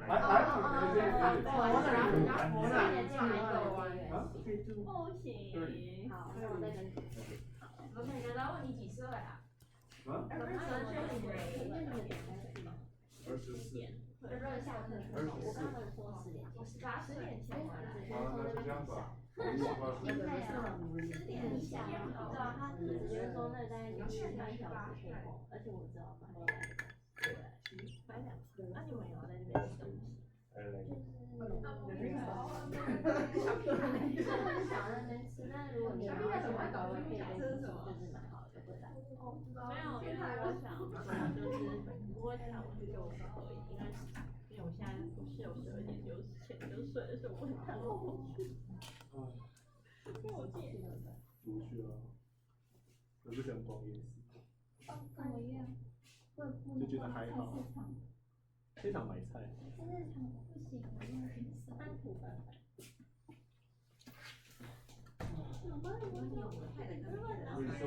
What did Andrew say about his own? Did he say he has an American accent or did he say he has a Chinese accent? 不小心掉地上了，然后稍微陷出去。California accent, that's not like a body girl accent.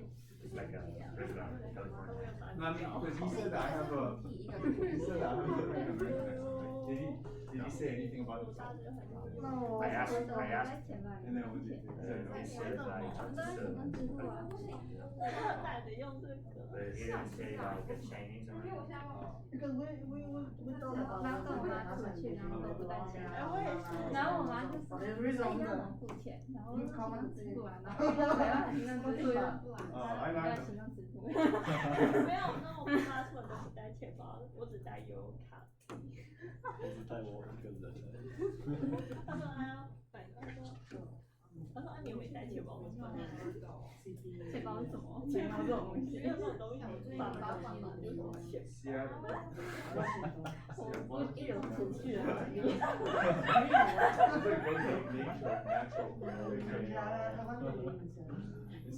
Okay, so I think we can continue. And then we might finish earlier, I hope. But we will discuss data. We still have data. Okay? Okay, so let me briefly summarize their experimental design, their design for their experiment. So this experiment is very low cost. They just use different words to create the experiment. So you will see this later. So on the first day of their MBA programs, usually the students will have to complete the questionnaire provided by their career consultants. This questionnaire is about their job preference for their summer internship. And the questionnaire will ask the students their compensation, their desired compensation, hours of work, and days per month of travel, something like this. And this question is very important for their decision of their summer internship. And their summer internship will be also determine what kind of job they can get after the graduation. So this means these students will answer the questions very seriously. So they will not answer these questions randomly. No. And the questionnaire also asks students rate their leadership abilities and their professional ambition, because they are MBA students. Their firms, like for example, consulting firm or banking, they want to hire the people who can work for a very long time and always working, no leisure, something like this. So they want to know, and they also try to find some leader, or they want people be very ambitious. So they also ask questions about this, okay? So yeah, as I said before, the answer to the questionnaire will impact the placement of their internship, and summer internship will affect their post-graduation job offers. So they will answer questions seriously. So how they conduct the experiments is this question is always need to ask. So the trick for the author is they create the two versions of the instruction of the questionnaire. So actually everything are the same, just the instruction are different. So it doesn't affect anything. And which version of student will receive is random assigned. So one student will assign to the public version, they call public version. Another student will assign the private version. So what is the public version? Is the instruction of the questionnaire, the student will read, your answer will be discussed in the class. I mean, your answer will be discussed in the public. So that's, and if the private version is, they will know your answer will be anonymized. So we'll discuss in the career class, in the class, but will be anonymized. So no one will know who answer this, okay? So these actually create very different incentive. For those who, for example, they focus on the single women. For single women, they might pretend they're ambitious if they know there's some penalty if they show up their ambitious from the marriage market. Okay, so the two versions of the questionnaire are only different by just one word, your and anonymized. And this is randomly assigned. So that means who answer these questions, different version of questionnaire, the characteristics of these two group of people should be very similar. Because who can get the public version or private version is random. It's random. Okay. So you can see these, they use even lower cost to conduct the experiment. They just use the existing questionnaire, but just create two type instructions. One is public version, say your answer will be discussed in the class. One is private version, your answer is not anonymized. Okay. So that's is the questionnaire. So basically, they ask your desired compensation and choose which the range of the compensation, and also how often you are willing for the work. For example, 4 days a week, or as much as necessary, something like this. And the only difference is the instruction here. This information will be shared with your career advisor, and your answer will be discussed during the class. So one gets this, your answer will be discussed in the class. One is say anonymized answer will be discussed in the class. So one know her name or his name will be discussed. Will know who answered such question.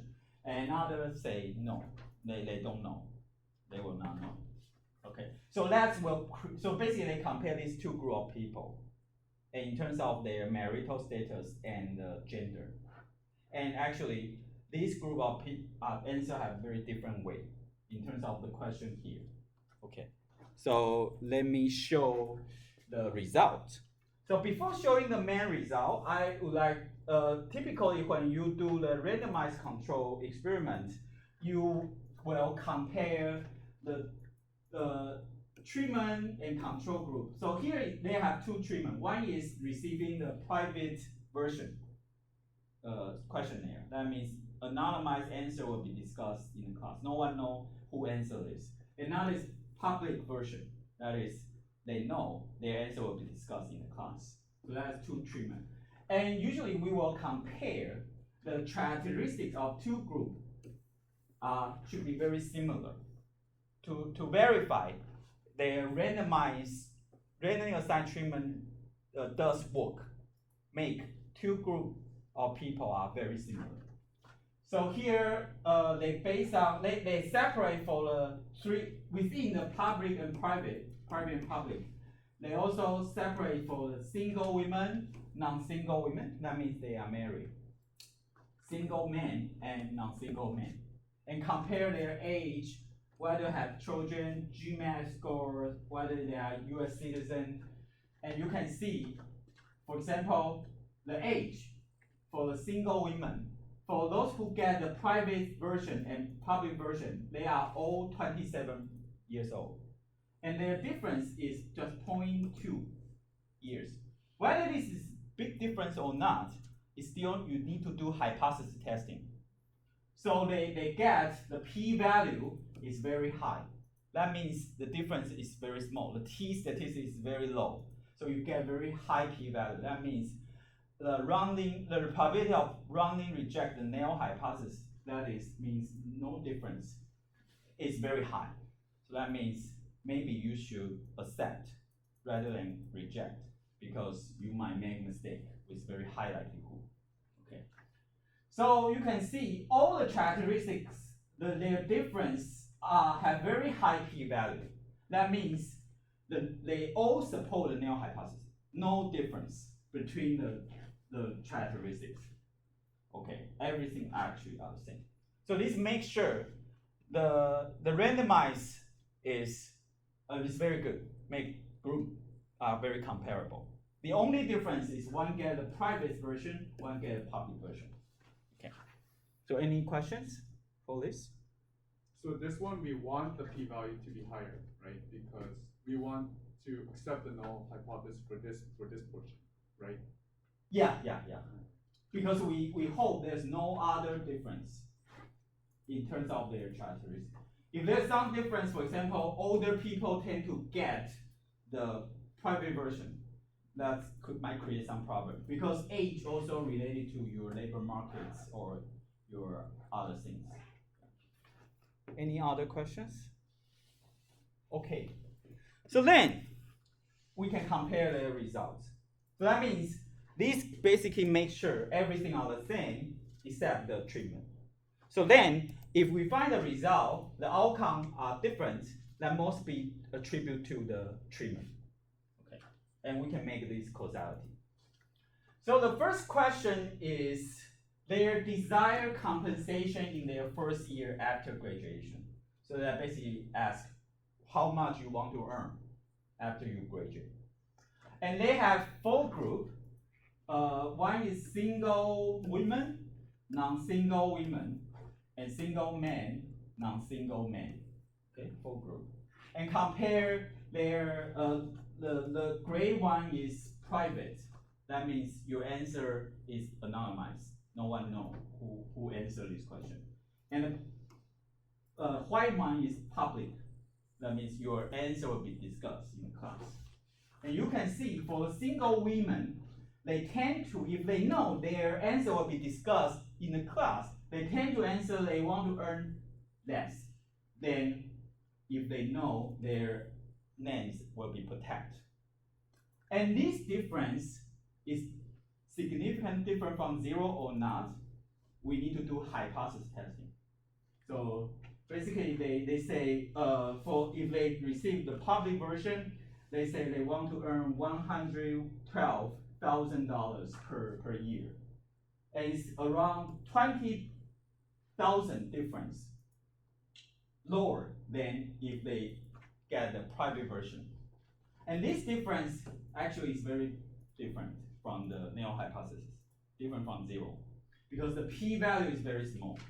That means their t-statistic actually is very high compared to their normal distribution, they get a p-value. And this p-value suggests the probability of rounding reject null hypothesis is just 3%. So that means no difference, this null hypothesis could be wrong based on your estimate. And for other group, actually are very similar. All the results are very similar. So except for single women. So this basically suggests for single women, they try to pretend they want to earn less if they know their answer will be discussed during the class. Because they don't want to, they want to pretend they don't want to work too much to make they have better opportunity to find a partner in the class. Okay. So that's their interpretation. but you may have other interpretation. But other group does not have this. So they attribute this is due to the social norm.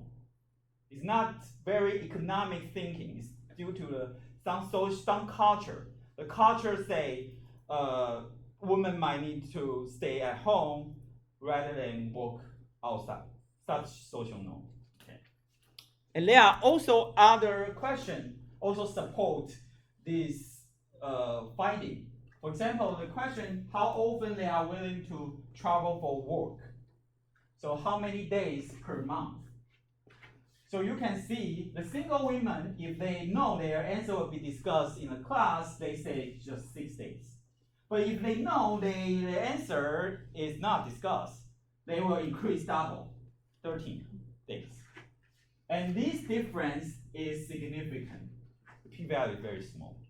So that means we reject the null hypothesis, no difference.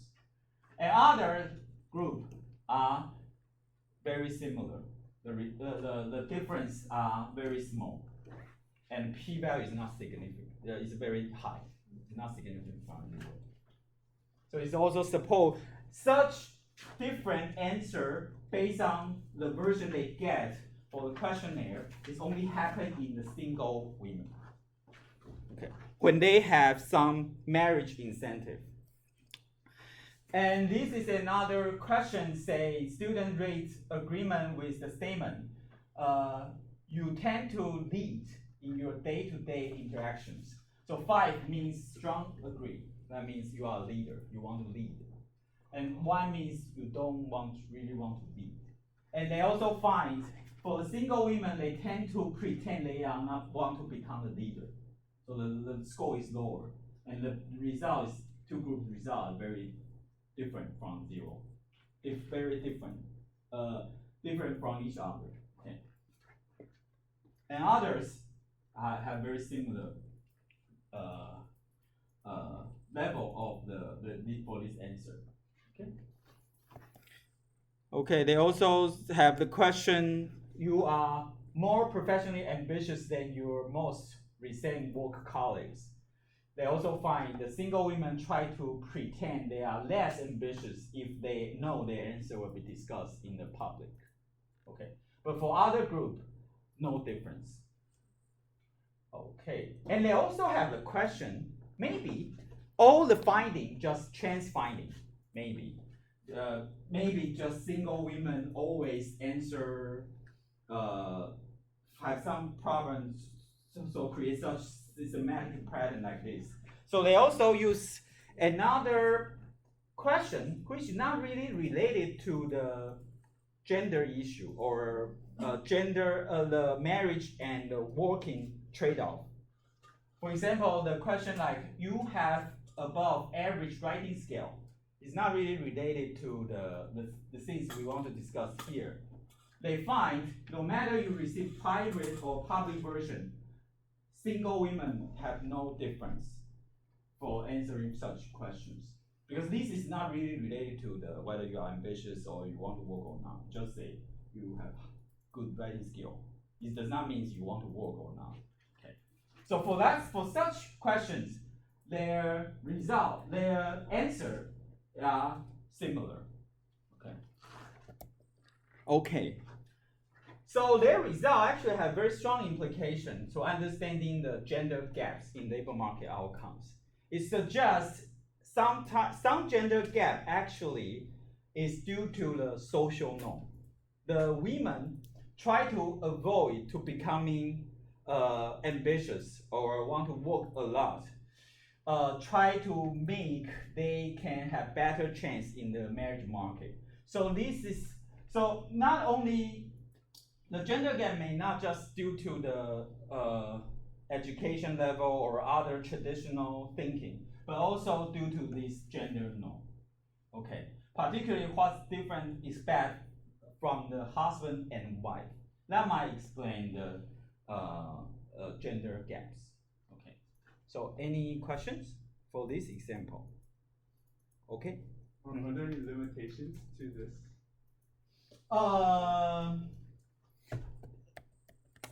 I'm not sure. I think that's good questions.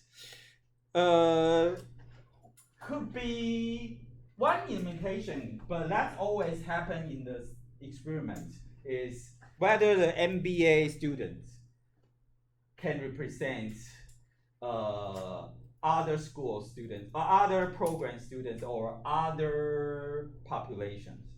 Okay.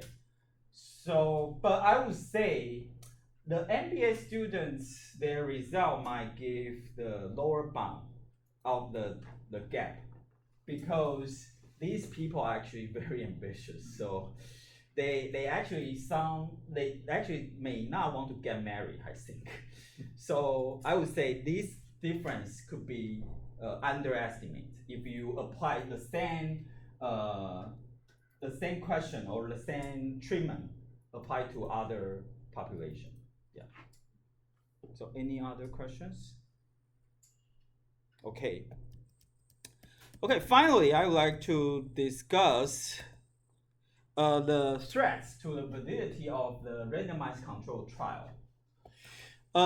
First is internal validity. So you run the randomized control trial and get the result. And sometimes this result, whether you should trust or not, you need to consider several dimensions. So that means first is internal validity. That is, can our estimate really represent this sample, this particular sample?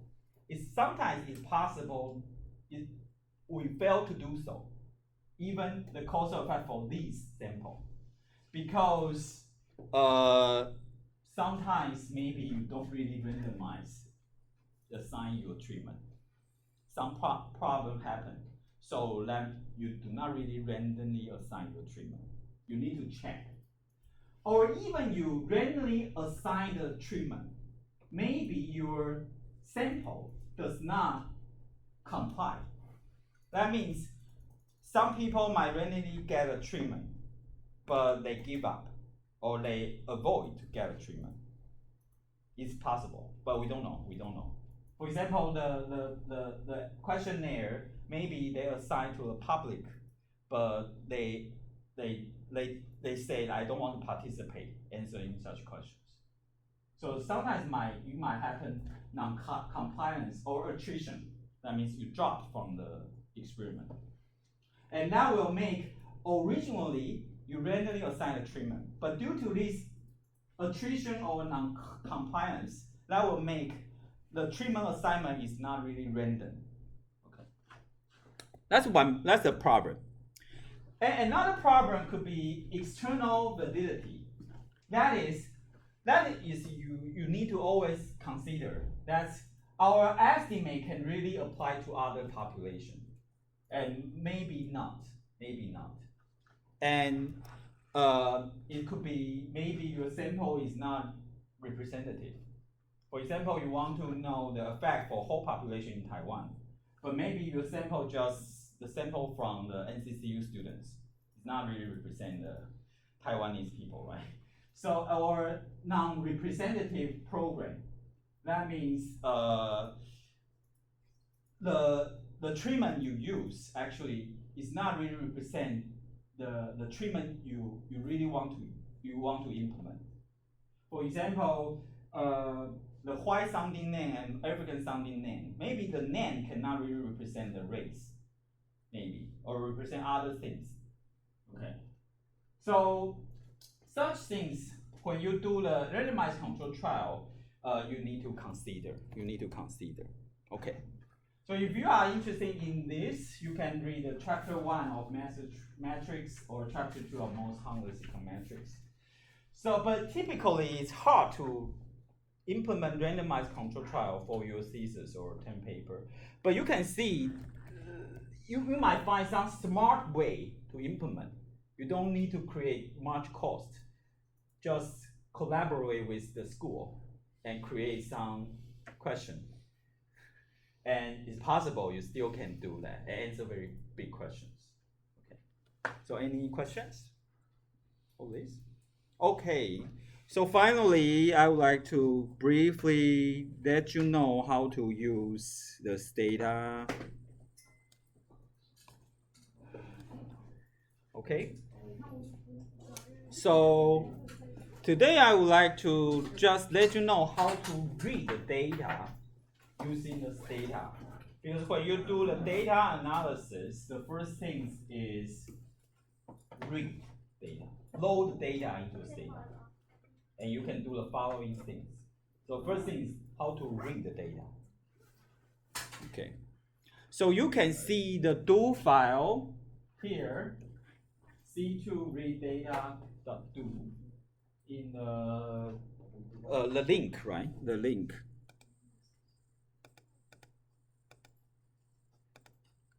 The link here, and class data do, then you can download and implement, replicate everything I will discuss later. Okay. So you can practice by yourself. And they also might need the data set here, so you can also download. Okay. Okay. So that's the do file. So first thing I would like to let you know is how to organize your folders to store your data and the program. You need to have the good habit to do that. So how to set up the folders. So you should always use the tree style directory with different folder to organize your work. That can make you find your program and the data much easier. Especially you collaborate with other people or you implement such project later in a later period. Okay. So what is the tree style? It looks like this. So typically I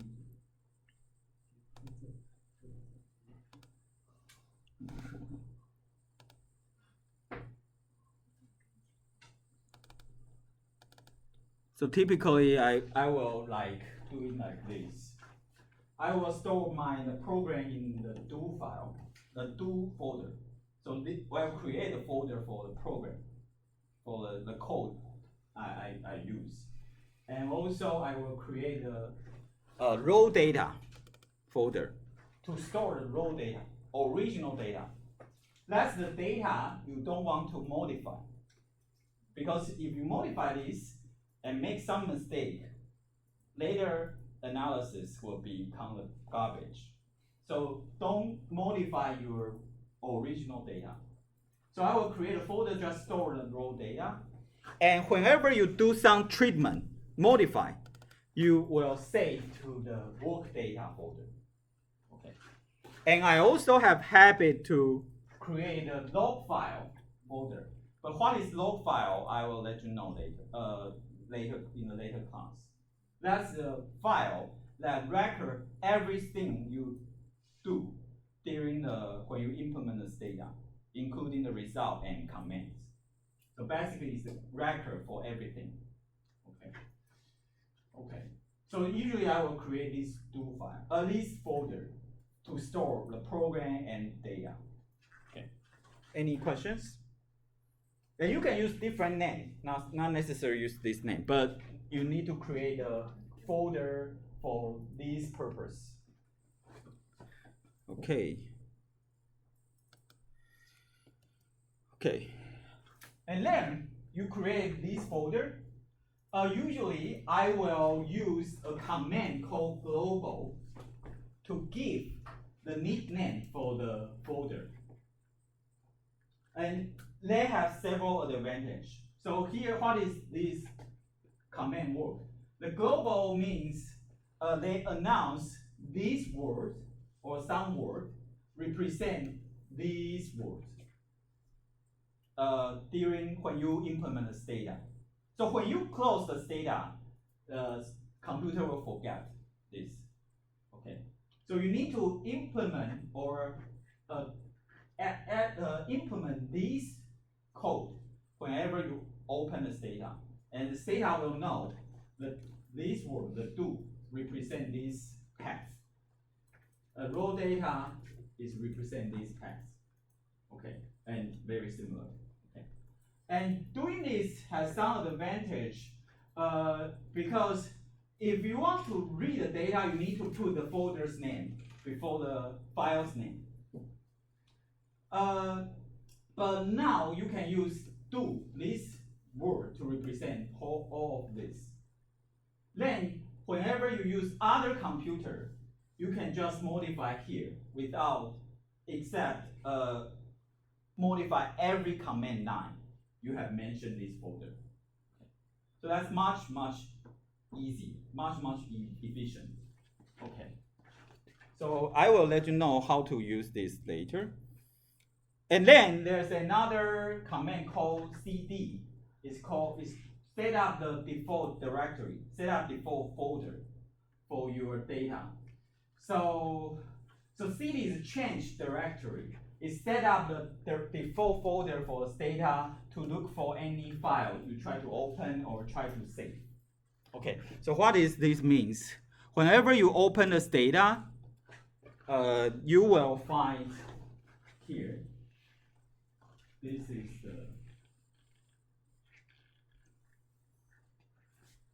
is the folder that data will look for. If you save some file here, the data will know if you directly open the file name. So, but sometimes maybe this is not, your file does not store here. You need to change. So you can use cd to change the folder. So for example, I can type if I want to change, I can type the cd to C, and you can see the folder change. So now the default folder will change. So data will only read the file in this folder. Okay. So that's this command means. Okay. So first command for the read data is use. If your data format is already is a data format, that is the .dta extension. If your data is .dta extension, that is data format. It looks like this. This is data set. That's a .dta extension. Okay. So if your data is already in the data format, that's very easy. You just using use. They will use the data. They will load the data. So how can you use it? Basically, just say type the use and folder's name. A folder's name. So you need to let data know where your data stored. If this folder is not your default folder, you need to put the folders. You need to put a path before the file's name. So folder's name and file's name. Okay. And clear is the means you want to clean the previous data set. So maybe you already opened some data set. Whenever you want to open another data set, you need to put this clear.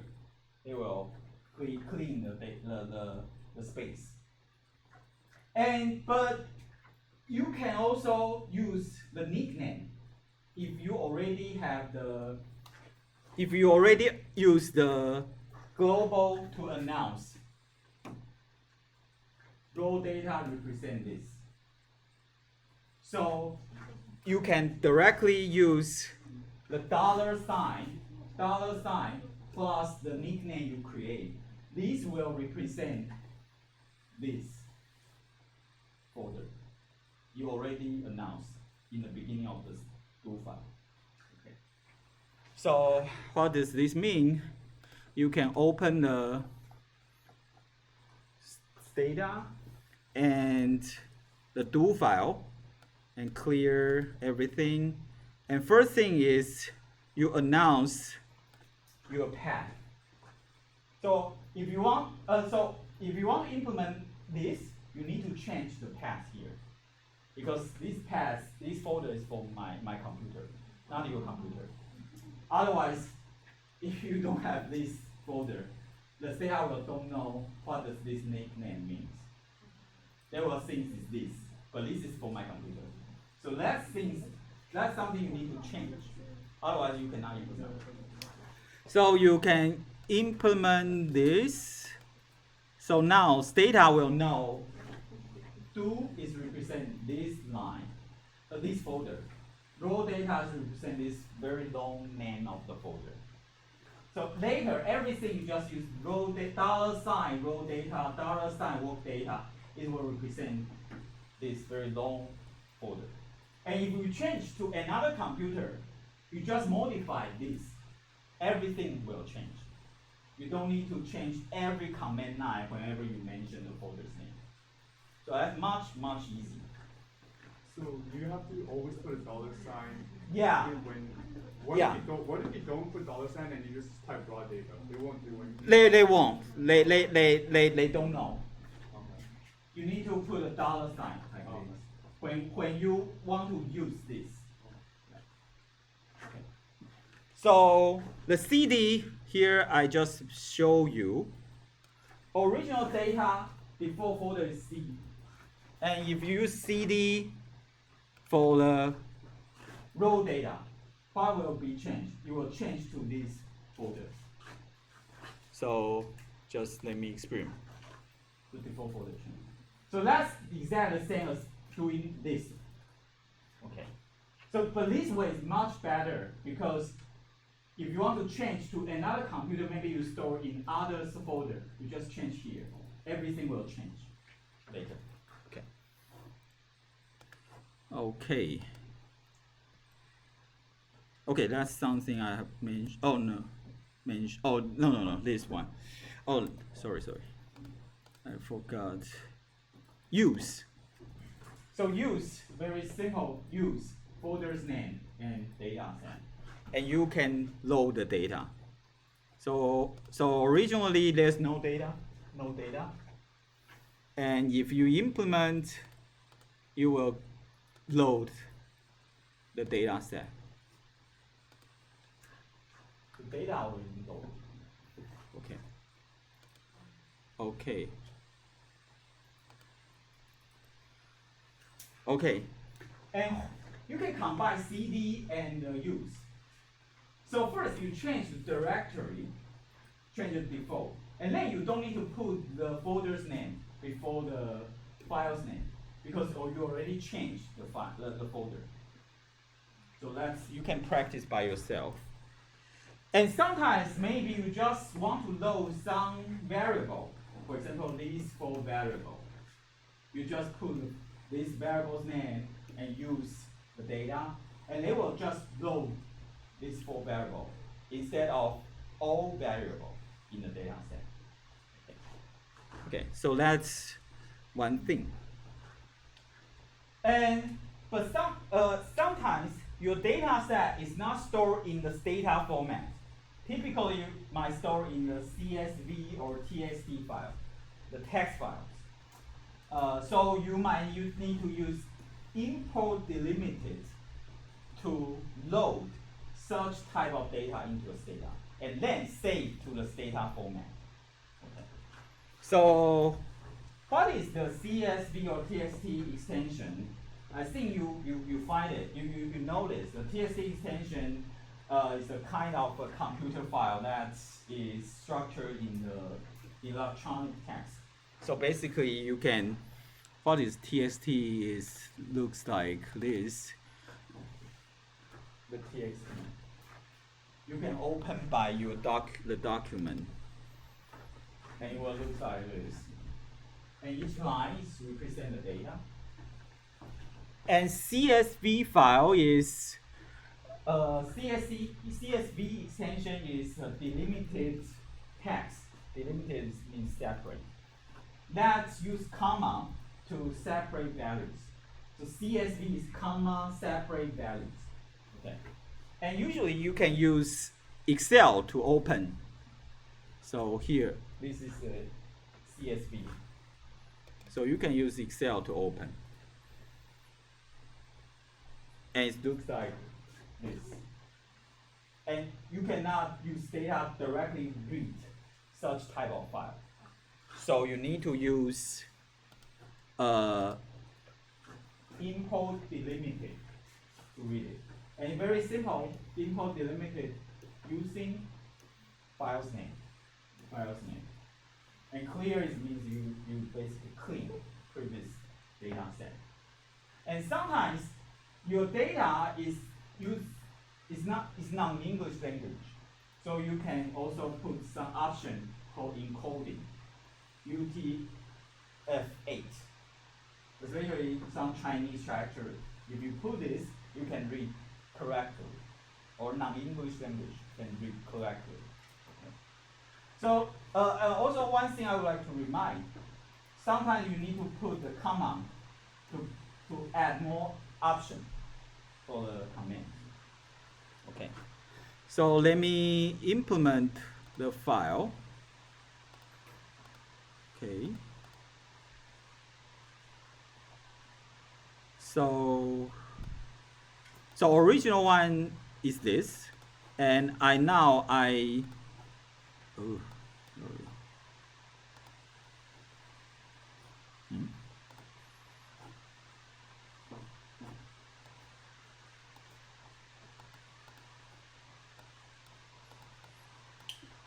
Okay. So you implement this txt, and it will load very similar data as the txt file I just opened. Very similar data, very similar. So they are almost the same.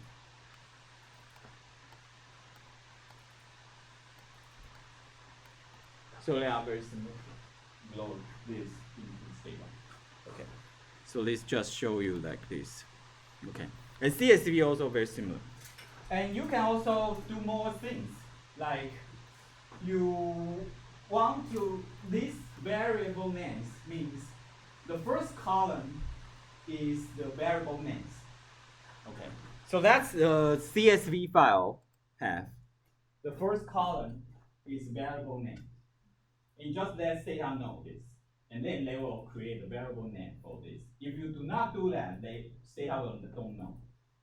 And also, you find there's no variable name in the first column. You can also create a name for them.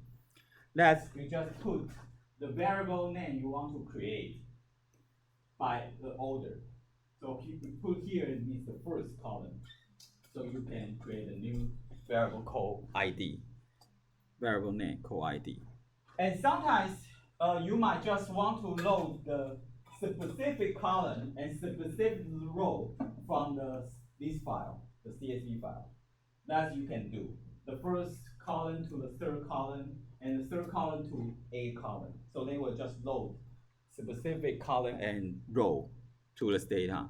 So that's, you can do, for example, here, now data only read a subset of the data from the CSV file.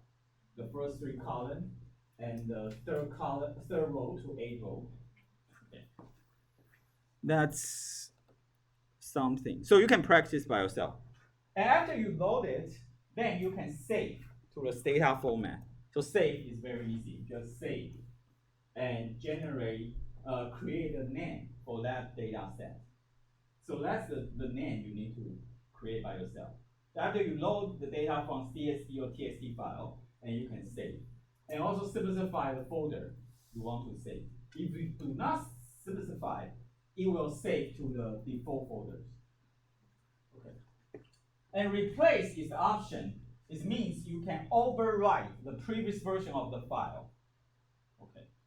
So you might need to create a backup if you don't want to overwrite. So you need to create another name. If you want to use your original one. Okay. So any questions? Okay. So you have import, and you can also export. That means your data originally is data format. You want to export to the CSV or TXT file.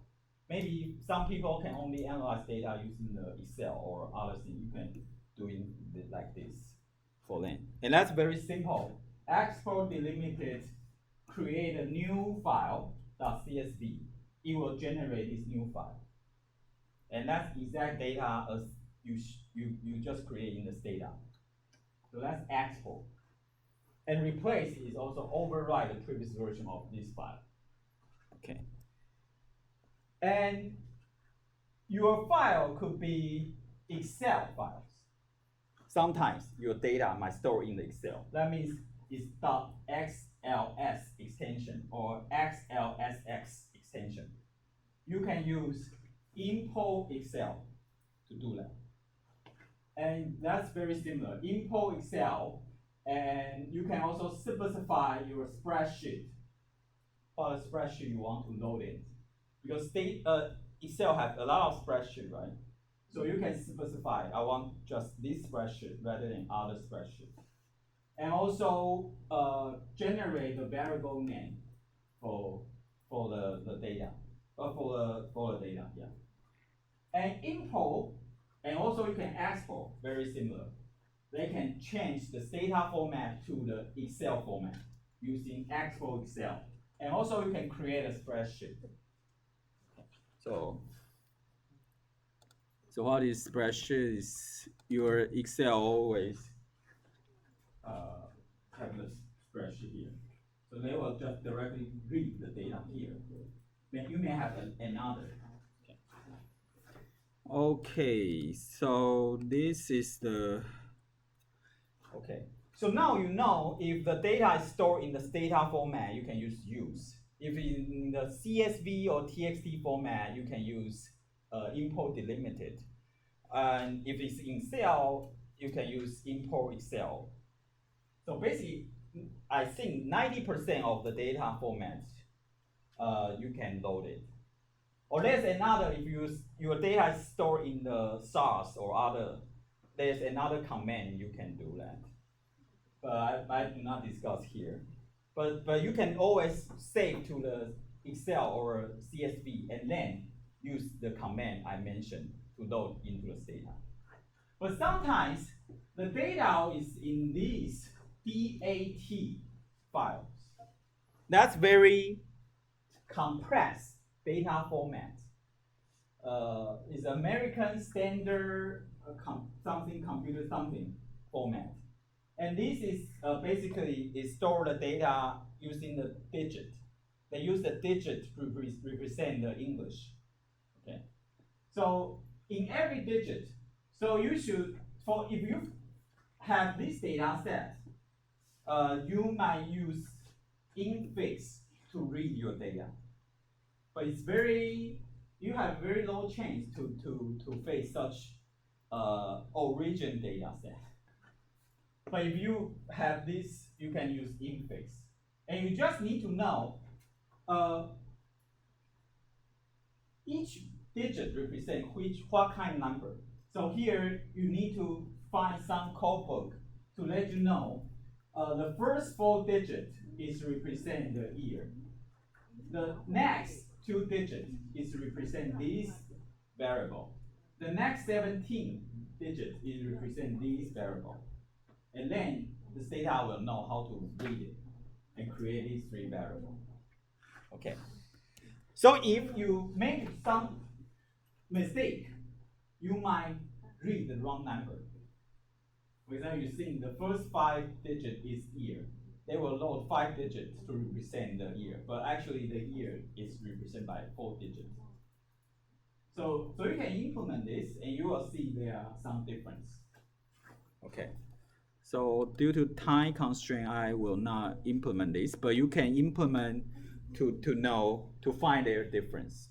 Okay. Okay. So there are some other useful commands, like compress. Whenever you load very big data, you can add this command. They will store the variable using the minimum requirement. So they basically will reduce the space. And preserve and restore is sometimes you might modify your data set, but you don't really want to save in your space. So you can use preserve to temporarily save it. And then you modify something and you can use restore to come back the previous version of your data set. Okay. And finally, I would like to let you know help. Always use this command if you want to learn the command. So help is very useful. We'll display some useful information about how to use the command in this data. So basically, how to use help is use help and type the command name. For example, you want to know help import Excel. For example, you want to know this command. You can just help and it will show how to do that. And you can learn by yourself. You can load Excel file, import using file's name and other options. And you can learn by yourself. And Stata also very good is, I think, they also have some video example. So they also record something in the YouTube. So you can do them by yourself. Also now. So I just let you know some commands. I cannot teach you all the commands. So you need to learn by yourself. Okay. Okay. So finally, I would like to come back to the testing. That's the final thing I would like to discuss today. The testing here. That's you can use the do file TT test do file. You can download from the link. And this test basically is compare two groups means difference. That's exactly we do for the randomized control trial. We want to compare the average outcome of the treatment group, average outcome of the control group. And you can use this command, test. Okay? And this is just very simple. We just put the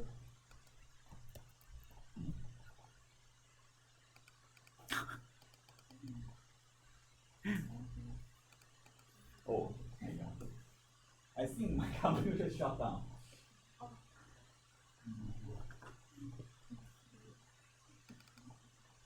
Okay, maybe we can finish. I think you can just practice. And if you don't know how to implement this, I can let you know. Or maybe I can discuss next time. Yeah. Okay, finish. So Professor, how do you download Stata? Is there like can you just go to the Stata website and just download it by yourself? No. I have yeah. Or I can give you. But how long ago was it? Was it like yesterday? I think yesterday. Yeah. Software.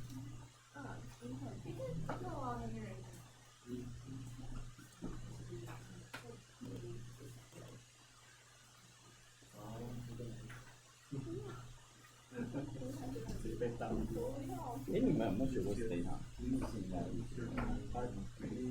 就是左边就是城市码被盗的答案。哦，不错。但 Stata 其实就是做中学啦，通常不会特别教。不过我觉得有时候使用软体也是一个障碍，所以我会教。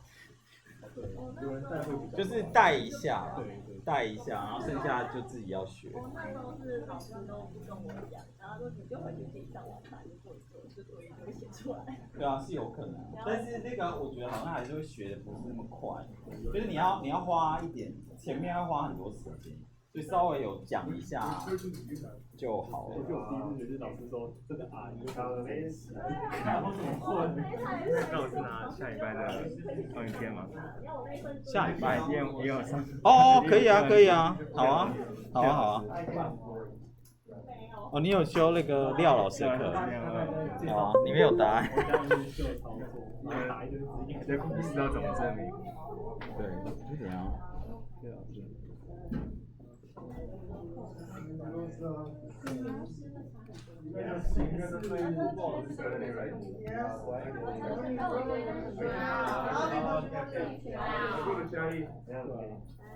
See you next week. 之后可以见。 See you tomorrow. Thank you, Professor. Thank you，拜拜。他其实在明天这一支耶。不用修。啊，继续吧。拜拜。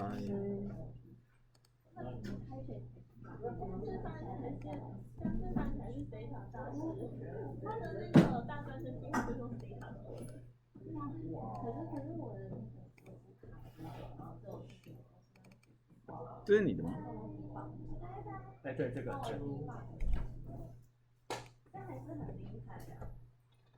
哦，是啊。里面有，就是一个 series，就是你应该会知道。有，我刚看到了。好对，好，我直接把它了。好。谢老师。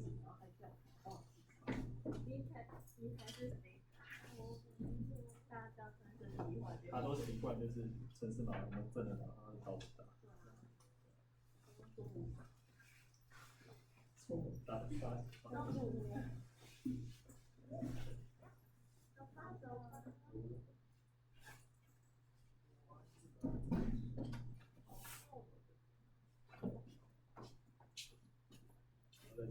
拜拜。拜拜。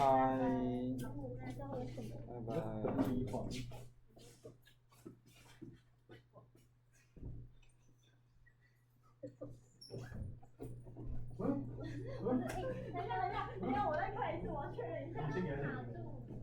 我要确认一下，就没有多难看。比较。下次再见。拜拜。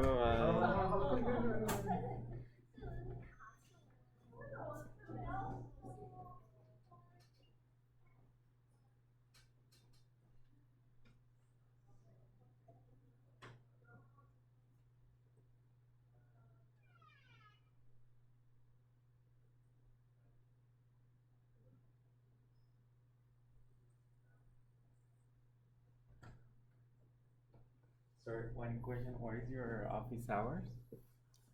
Usually I will stay here in the on Wednesday. Only Wednesday, and tomorrow after 4 you will be here?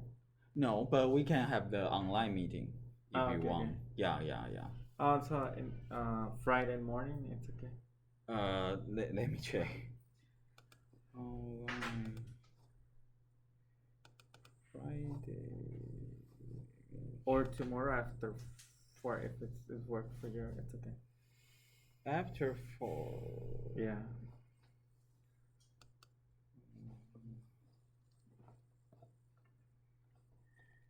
Let me check.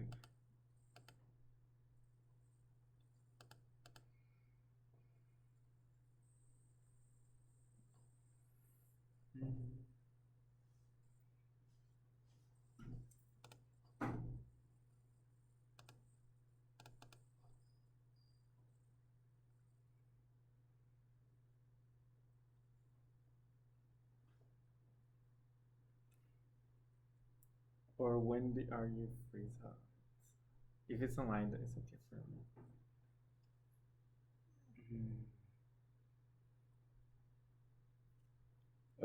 Maybe after 4. Online is okay. Yeah.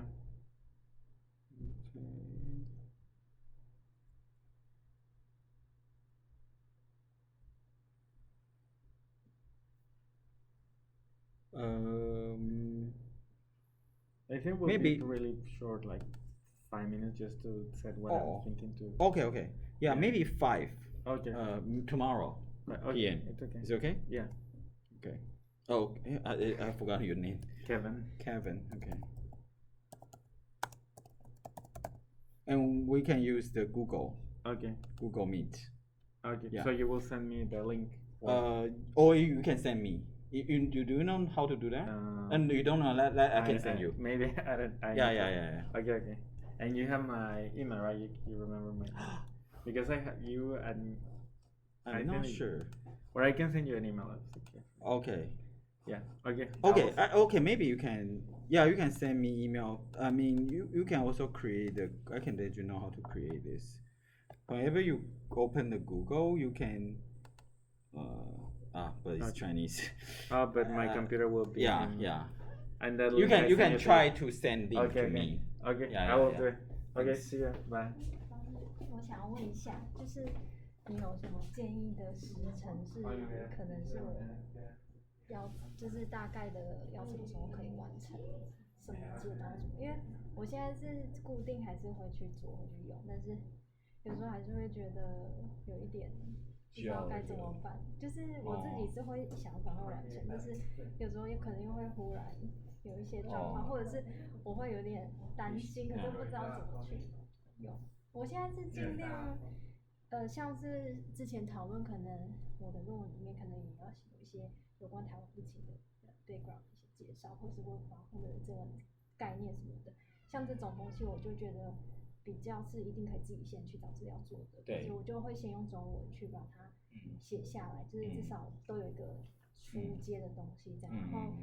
Introduction 的部分，我这个最后再写。对，我想 Introduction 是最后再写。你就是 background 还有一开始的第一部分的分析，可以试试看写。就先写一个出版，然后就可以先给你看过这样。对，或者是你觉得你现在这个结果你要怎么安排，你可以跟我讨论。那蛮确定要这样做，你其实就可以摆进去了，跟写下来。结果的安排意思是指我的跑出来的结果要怎么去？对，你要第一个图是什么？第二个图是什么？第一个表是什么？第二个表是什么？通常是先确定这些图表，你就会确定你内文。对，因为你内文大部分就是描述这些结果。我觉得内文是指 introduction 的部分内文，还是指？不是结果那边。结果对，是 conclusion。不是 result， 就是我现在跑出来的资料的。对，你要开始想一下你现在的一些 result， 比如说男女的 work from home 比例的差别，可能是第一张图或者是一张表，你要想一下什么东西是第一张表、第二张表、第一张图、第二张图。就是有点像自己的架构想要怎么？对，然后你那些表，你可能就是用 data 产生出来，然后或者这个表怎么做，那些图啦，要怎么做？就是想用什么方式呈现？对，然后对啊，还有上次你讲的有几个，就是可能地区的分群啊，你不用每一个县市都秀，你可以做一些 grouping 的动作，对。你就是要确定这些事情，然后需要讨论就跟我讨论。好。对，因为你会来上课，所以其实你就可以每个礼拜三要跟我讨论，都可以跟我讨论。好。就会随时。对。所以那个 meeting 的部分，我现在就是我只会再去约那2个外国人，就是对，因为你跟那个心仪几乎每周都会来问一下，对。那你因为有上课，所以我觉得你也是每周我们都会遇到，所以你就不用，我们就不另外有这个，就是你有想要讨论，就是这个时候可以讨论，上课前或者上课后都可以。好，谢谢。对。然后最后一个问题是，我在那个 data 资料里面有发现，就是上次我们有做地区，那地区的话，我那时候选的地区很像是，我不确定是不是他的户籍，因为他的那个变数写 类似 county 这样。但是我发现它有另外一个变数是 place， 是它的工作场地，所以我在想是不是我应该要把地区换成是工作场地的地区来去做。对，这是好问题。因为我是前几天发现，但如果是地区就是工作地区的话，它一样可能要再去有2个，它的阶段有2个，一个是要最后才是 generate group。它第一个阶段是因为它的工作地区会分更细，可能是台北、宜兰县什么乡什么的，所以就变成它可能要再去把它变成一个。你用 place， 我觉得你用住的地方是没什么关系。用 county 就是它的类似住或。对，应该当然也有啊，新北市或台北，可能很多都在台北工作。对，就他住的地方跟他其实不太一样。不过你这边其实也许也是看住在哪的工作形态，是也还行，也可以。好，那我再回去看一下，如果他的对，那个不是一定要对，不嗯是一定要区分。好。或者你要区分也可以，搞不好有差别，我就不太知道，但我觉得应该还不会有差太多，就大部分就是在附近工作，而不是在附近工作，就是至少不会离太远，顶多就是新北跑到台北这样子。对，好，了解。那我再对，那基本上就是你先有一个目标要毕业的时间，你就可以反推你到底要什么时候怎么样完成，你就慢慢会比较知道。我是预计想要就是最后那个7月的考试。对，那就现在是3月，就也对，确实也有点赶了。对，就是但有机会，有机会，对。好，对，那就是对你这边应该是 background 跟那个第一部分 result， 还有资料的描述都可以写。对，就是样本的我怎么去对，怎么选，对，用了什么资料，对。好，好，谢谢，拜拜。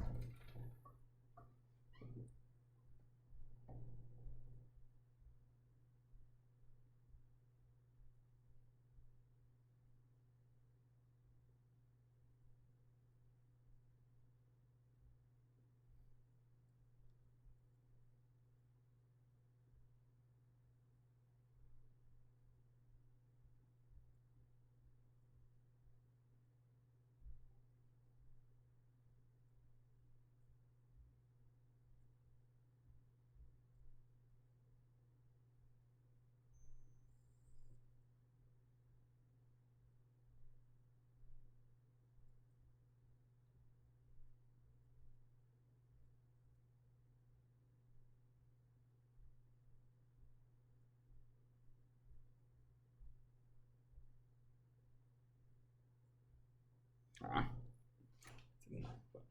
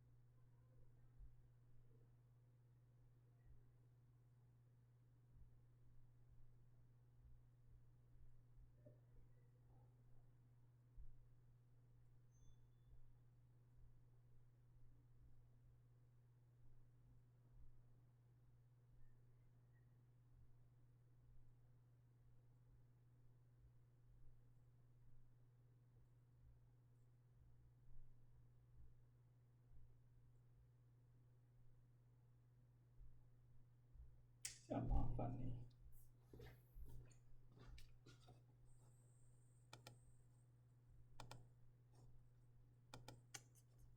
真的是有点麻烦。